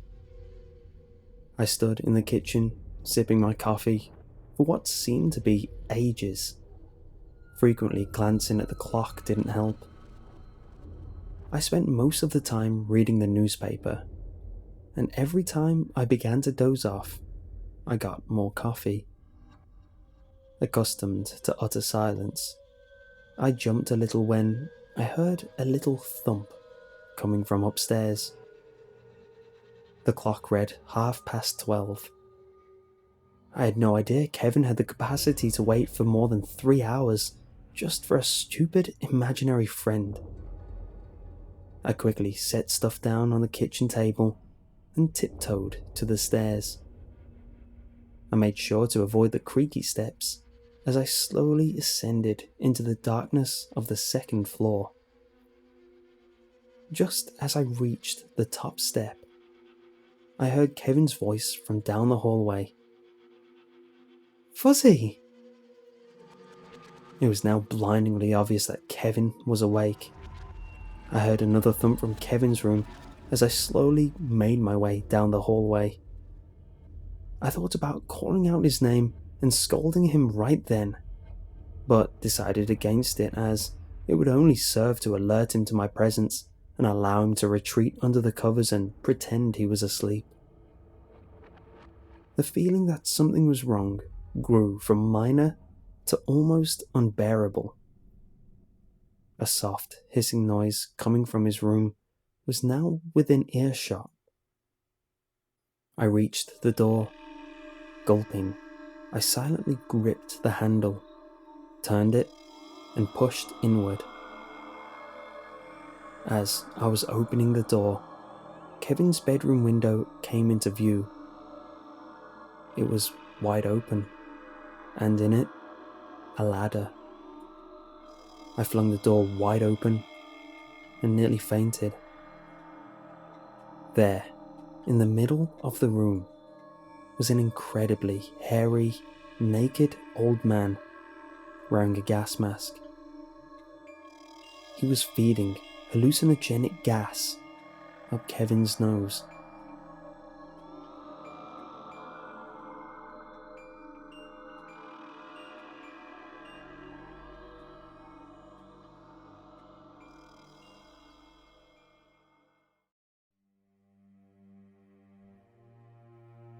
Mr. Cadson had been sitting up at the bar for some time.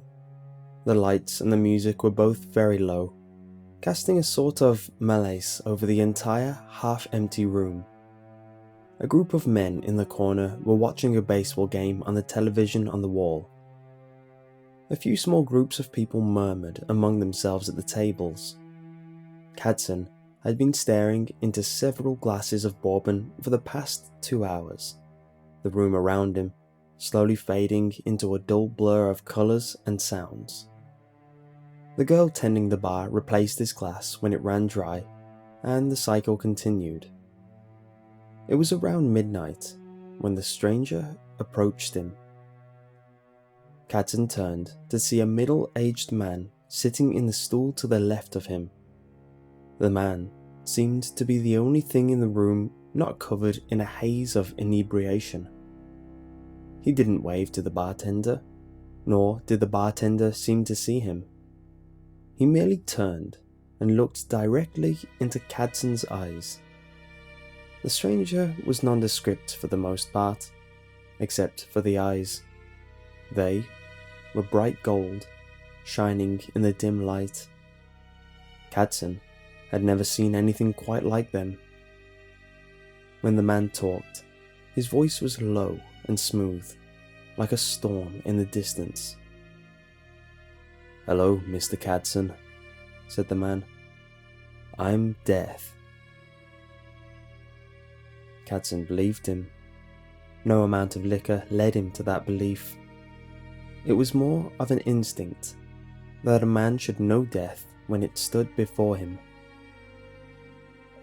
Pleasure to meet you," said Cadson, deciding that being polite was the correct option. "Can I buy you around?" Death laughed.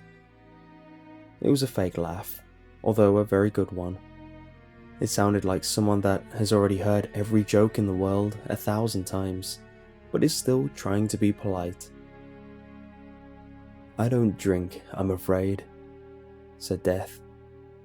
"I'm just here to tell you that you'll be throwing in the towel somewhat earlier than you would expect." "And why do I get the heads up?" asked Cadson. He grabbed several nuts out of the bowl in front of him. They had been the only things he'd eaten in half a day. Death leaned up onto the bar, folding his hands under his chin. Death sighed deeply, as if he didn't want to hear that question. "Because, Mr. Cadson," said Death, "I've begun doing contract work." "Successful guy like you?" asked Cadson. "Didn't think you'd need the extra cash." He looked over at Death, only to find the seat empty. He considered for the first time that he was merely hallucinating. Someone to his right coughed lightly.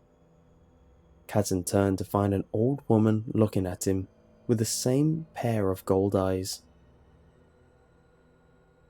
"I merely take a small something from people that require my services," said the more elderly Death. "Although I can't say it's all for that. What do I need with a memory or a sliver of a man's soul? After sticking to the script for millions of years, it's mainly about the thrill, and I enjoy the conversation." Death smiled, showing a mouthful of yellow dentures. "You still didn't really answer the question," asked Cadson. Death stopped smiling quite so broadly. "Very perceptive for someone on their 6th drink," said Death. "Which makes this all the more fun." Death disappeared from the seat. Cadson swung around to find an athletic-looking young man to his left. The gold eyes seemed to pierce him even deeper. "A question is an amazing thing, Mr. Cadson. The first thing a mortal does upon being born is wonder. Upon waking up, entering a room, meeting someone, or even looking up into the sky, the first thing you do is wonder. Immortals don't wonder. They know." The longing in Death's voice was half heartbreaking and half terrifying. "If you're going off the script, they don't know, do they?" asked Cadson. His head was beginning to clear as adrenaline and fear began to sweep away the haze. Death chuckled. "No, they don't," said Death, "and that terrifies them." "Who's them?" "That's something I can't answer," said Death. "There are rules, you see. I can do this as long as everyone follows the rules. The rules you have to worry about say that dead men have certain rights. Most come by them naturally, but when I take a more active role, I'm required to tell you those rights. Hence, my presence here." Death gestured back to the darkened, half-empty bar. "What rights do I have?" Death vanished again and reappeared as a young boy on the other side of Cadson. The eon-old eyes were much more disturbing on a 10-year-old face. "The first is the right of knowledge," said Death in a high-pitched voice. "All men are entitled to know the manner of their death prior to its occurrence." "You're saying everyone knows how they're going to die?" "If anyone pays close enough attention to their life," said Death, "they'll know. Slow and painful, or short and violent, they can all see it coming if they try. I've never seen anyone really try, though. You, though, Mr. Cadson, you are going to die choking on one of those peanuts you've been eating." Cadson stopped his hand as he was about to put another nut in his mouth. He placed it back into the bowl and pushed it away. "That won't change anything, but if it makes you feel better, I suppose." "And why do you have to tell me?" "Rules," said Death. "If someone isn't given full rights, things happen." Cadson almost laughed hearing the kid version of Death say that, but stifled it. "Which brings us to your second right, the right of choice. There are many, many things that can happen after you die, and people always choose for themselves what happens to them. They don't even know they're doing it, but they do it." "And I get to choose?" asked Cadson. "Do I get to know what the choices are?" "Believe me, Mr. Cadson." The child disappeared. Cadson turned to see a beautiful woman to his left. In fact, she was the most beautiful woman he'd ever seen. He hoped Death would stay in that way for a while. "My job would be much simpler if I could tell people the options. But don't worry, you'll choose before you die. Which brings me to your last right, and the main reason I'm here. The right of experience." "I've got plenty of experience," said Cadson, taking another swig of bourbon.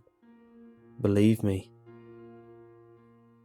"But not enough," said Death. The woman's voice was light and sensual, with a hint of an unknown accent. Cadson tried to keep from looking at Death while it spoke. He worried that he might get distracted. "A mortal's experiences are why it knows its death, and why it makes its choices. Without those experiences, the system falls apart. So I'm here to impart knowledge to make up for what you're going to lose." "We having a Q&A session now?" asked Cadson. "More or less," said Death. "Starting now, you will have 4 questions. I will have to tell you the complete truth about anything you ask, but there are certain things I can't talk about. If you ask about those, you forfeit 1 question." "And what are those?" asked Cadson. It took him less than a second to realize what he had done. He looked up into Death's eyes and saw a slight triumph there. "1 question down," said Death. "Don't feel bad, they all do that. I had one man use all 4 questions in about 10 seconds, so you're still ahead of the game. In any case, you can't ask about what happens after you die, anything that will happen in the future, or how to live longer.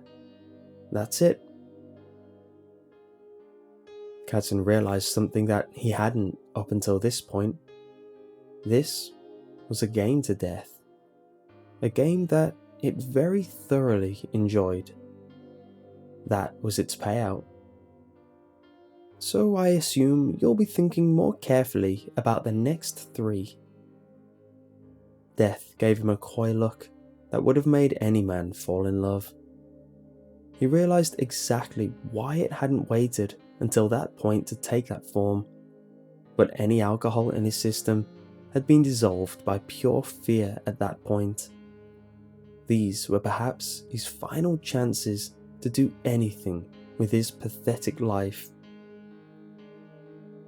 "Who sent you to kill me?" asked Katzen, slowly and deliberately. Death smiled. "Mr. Holland, your business partner," said Death. Katzen began to ask why, but slapped his hand over his mouth before the sound came out. Death laughed. "You know what?" it asked. "You caught that so well, I'm going to tell you why, just for the hell of it. He found those certain files you didn't want him to. The ones about the offshore accounts and the shady practices. He was most interested in the files you were planning to frame and blackmail him with." Katzen stared down into his glass, but said nothing. "People don't actually hire me consciously. It's more a matter of mindset. How much they want someone dead, and how much they're willing to sacrifice. Mr. Holland, for instance, can no longer remember 1991, the happiest year of his life. That's the year he got his master's degree, met his wife, and had the best steak he'd ever eaten. To you, it may not seem like much, but trust me, if he knew, he would not have agreed. So what's next?" Several thoughts went through Katzen's head at that moment. He wondered where his life went wrong. He wondered if there was any chance at all he was getting into any sort of heaven. He wondered if he really had known it was going to end this way.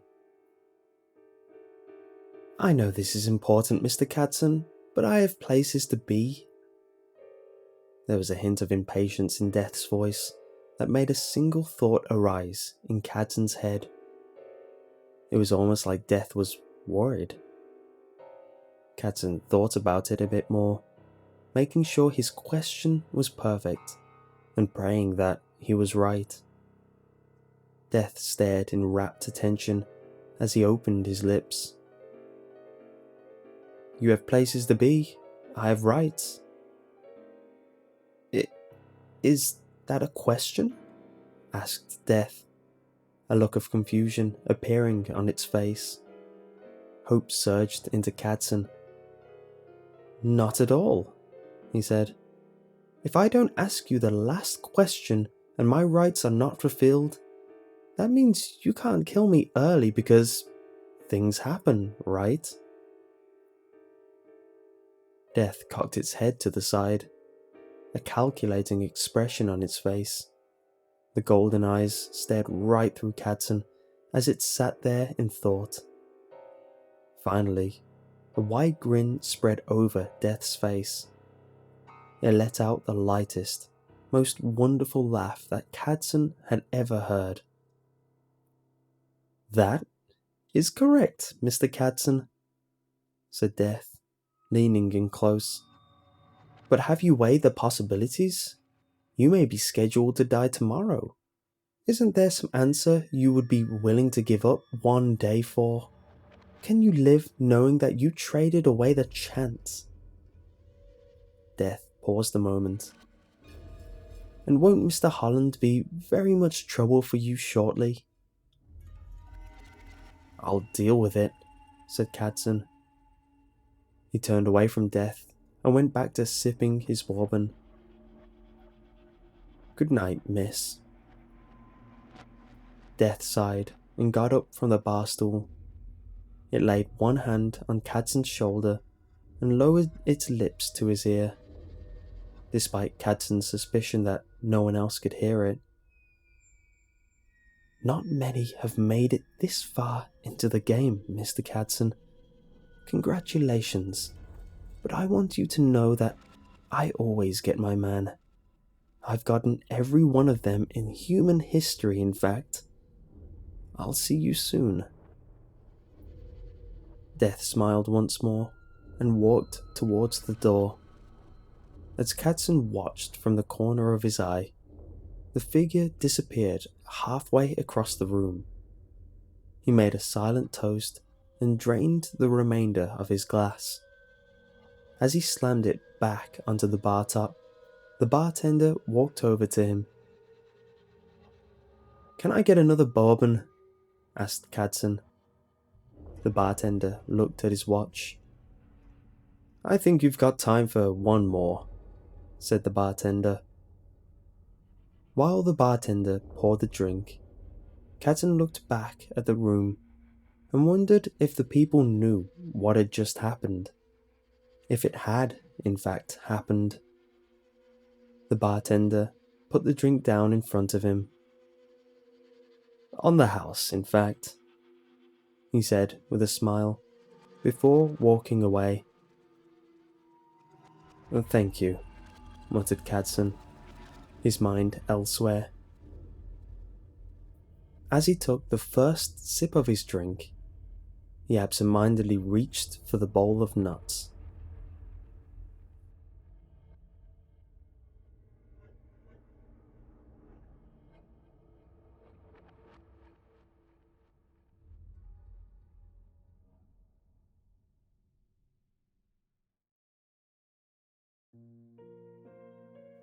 In the winter of 1998, there was an undocumented wave of brutal murders that nearly wiped out the entire population of a small fishing village in Argentina.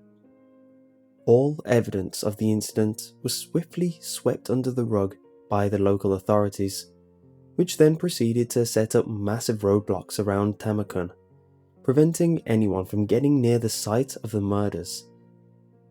Media coverage of the police's suspicious activities was minimal, with most newspapers and local news channels labelling it as a large-scale evacuation on account of a fictitious fire hazard.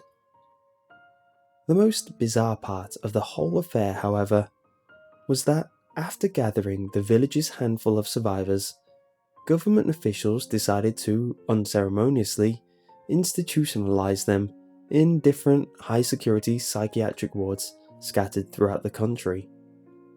The reasoning behind these seemingly unwarranted institutionalizations was never made public knowledge, but despite the Argentine government's best efforts, rumors of the murders spread like wildfire across all of South America.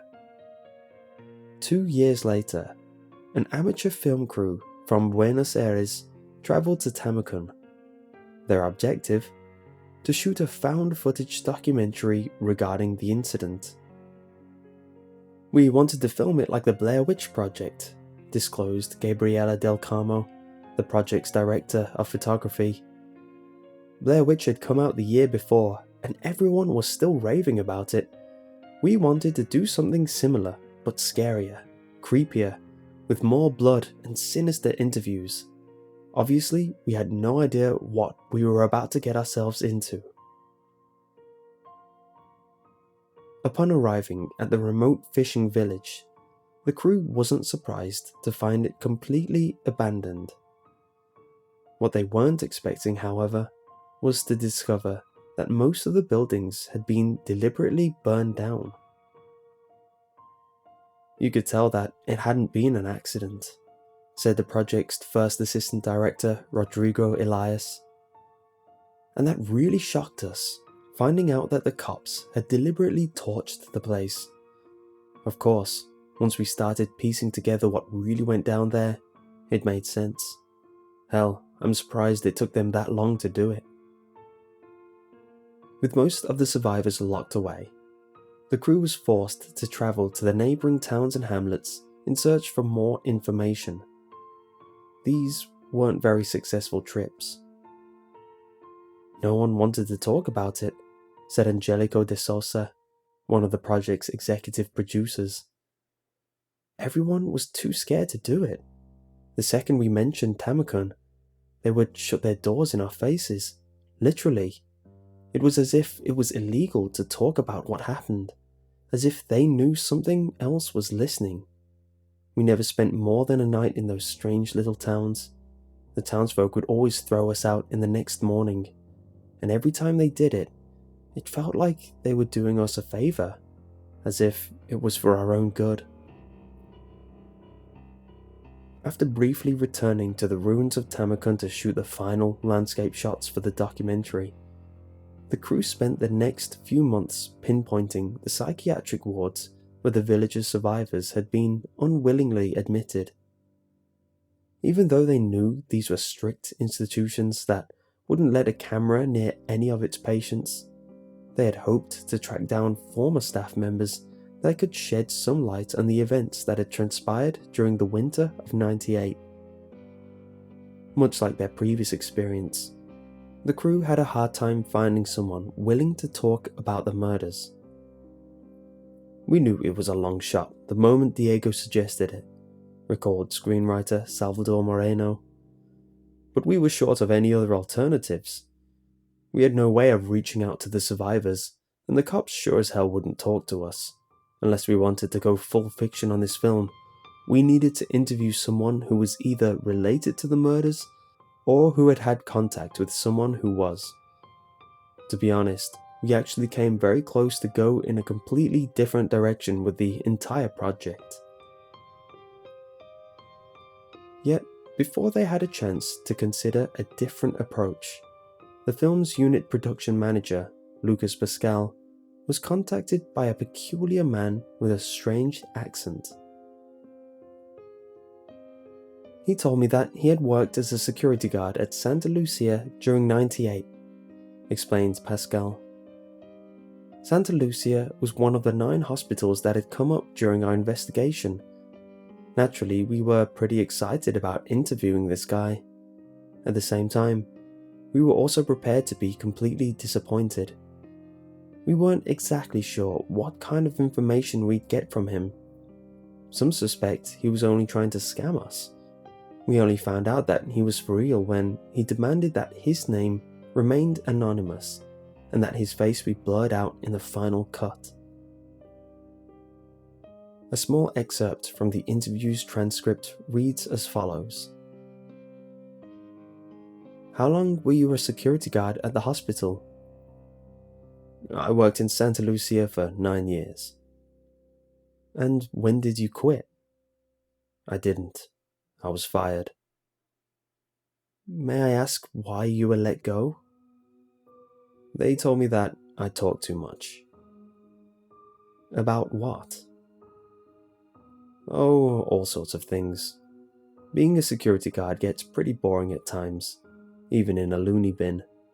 When something interesting happens, you talk about it. But if I had to guess, what really ticked them off was when I told a couple of friends about the shady stuff that happened during the winter of '98. Care to elaborate? Sure, it's the whole point of this interview, right? I guess it all started when the police brought in this crazy old drunk from down south. The guy looked like your run-of-the-mill nut off the bat. 2 cops had to literally drag him, kicking and screaming, inside the hospital. I didn't think much of it. I'd seen it 1,000 times. But then, something weird happened. Go on. This detective showed up the following day.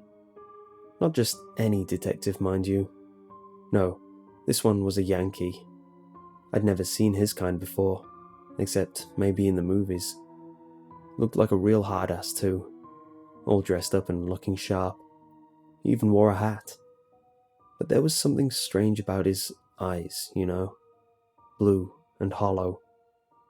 I don't think I'd ever seen eyes like that before. What was he doing there? He wanted to ask the old drunk a few questions, in private. They even got a room just for them. After 5 minutes though, the crazy old geezer started screaming like I'd never heard a grown man scream before. The doctors and nurses rushed in, and the Yankee disappeared in the middle of the commotion. I never saw him again, but the drunk didn't stop screaming until the nurses put him to sleep. Made my blood curdle, all that screaming. And then? things quieted down for a while. Obviously, there was a lot of gossip going around. Everyone had their own story about how the Yankee managed to frighten the old drunk so much. Some said that he showed him a picture. Others said that he just whispered something in his ear. No one knew for sure, not even the doctors. And a week later, no one seemed to care. That is, of course, until they found the old drunk's body lying in the garden. Murdered? Looked like it. Officially, they labelled it as a suicide, on account that he had overdosed on antidepressants and all, but that story didn't stick. Why not? Because the guy wasn't allowed to leave his room. They kept him locked away tight, restrained too. He couldn't have escaped without help, let alone get his hands on prescription meds. It was all very suspicious. So, you're saying that someone must have set up the whole thing? Exactly. At the same time, you got to ask yourself, who would do such a thing? Why go through the trouble of killing an old, defenseless drunk? What did he do to deserve it? Maybe he saw something he shouldn't have. Maybe he didn't have a choice. Supplied with more questions than answers, the crew's ever-growing curiosity fueled them to attempt to track down this enigmatic American detective. This is the part where things started getting really weird, said Del Carmo. We found out that Santa Lucia wasn't the only place where people had seen Detective Blue Eyes. That's what we called him. Anyway, our sources confirmed that this guy had been all over the country, and he wasn't alone. It turned out that a whole army of Yankees in black suits had come over from the States. We knew we were definitely onto something. That's around the time Paz Vega escaped from Coronel Martin. The psychiatric hospital of Coronel Martin was one of the most infamous military hospitals in South America. Every time a patient managed to successfully escape, the story made national headlines. Paz Vega's flight was no different. Being the only teenager who survived the murders in Tamacun, Vega's escape became one of the most talked about subjects in Argentina. The media made her look like some kind of dangerous madwoman, recalled Moreno. Like she was out for blood or something. It was all very hard to swallow, but the police sure was desperate to find her. I'd never seen so many cops out on the street. We tried to track her down too, but it was useless. We didn't have enough resources, or the manpower. After a few weeks though, the whole thing died down. The cops never found her. Without any more leads or cooperative interviewees, the crew decided to shift their focus towards the past history of Tamacun. What they uncovered was nothing short of disturbing. We found out that the place was some kind of haven for pagan rituals and devil worship, revealed this Elsa. Freaks from all over the world would go there to offer sacrifices to their weird gods. There were also strange reports of a secret society of cannibals, all sorts of creepy stuff. After we found that out, a lot of the guys decided it was time to jump ship, myself included. Money was starting to get tight too, so it seemed like the logical thing to do. But Diego wouldn't let go. He wanted to see the whole thing through. Diego Silva, the project's director, had become completely obsessed with the murders of Tamacun. So much so, in fact, that not even when all of his crewmates had gone their separate ways did he put a stop to his manic research, which eventually led him to leave the country. The last time I heard from him, he was headed to Italy, said Pascal. Something about tracking down Paz Vega's last known relatives. I remember thinking it was a waste of time. Even if he did manage to find out where they lived, the Yankees had probably been there already. But Diego didn't care. He couldn't be reasoned with. He was past salvation. After boarding a cheap flight to Naples, Diego Silva wasn't seen again for over 12 years. His sudden disappearance did not go unnoticed. Both family members and close relatives alike flew to the filmmaker's last known whereabouts in a desperate attempt to find him. Unfortunately, the 26-year-old Argentinian from Buenos Aires left no trace. It was only on the morning of the 22nd of March 2015 that he would be heard from again, when Gabriela Del Carmo received a strange letter in her mail. Inside were 3 sheets of toilet paper covered in faded writing. Due to the poor quality of the ink and the rushed nature of the handwriting, a large portion of what was written remains undecipherable. A rough transcript of the message, with some parts added in based on logic and conjecture, reads as follows. My dearest Gabriella, men in white coats are about to do something to my brain. They say it will make me forget what I know. It's all for the best. Leaving Argentina was a mistake.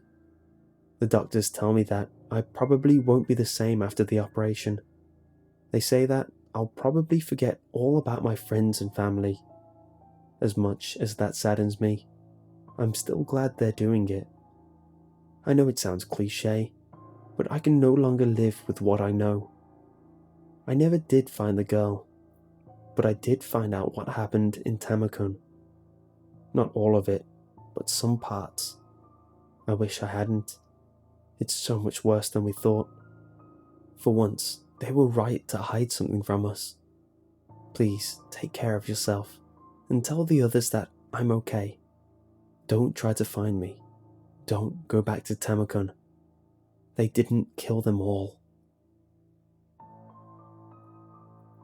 With no mention of a place or any other means of discerning his exact location, all that Del Carmo could do was to share the contents of the message with Silva's family and former crewmates, nimbly neglecting to mention its last sentence. Yet, as distressing as it was to read Silva's cryptic message, Del Carmo couldn't help but feel a strong urge to revisit the footage they shot during their trip to the fishing village. After reading his letter, it felt like we missed something while we were there, she explained. And there was something about that last sentence that really made my skin crawl.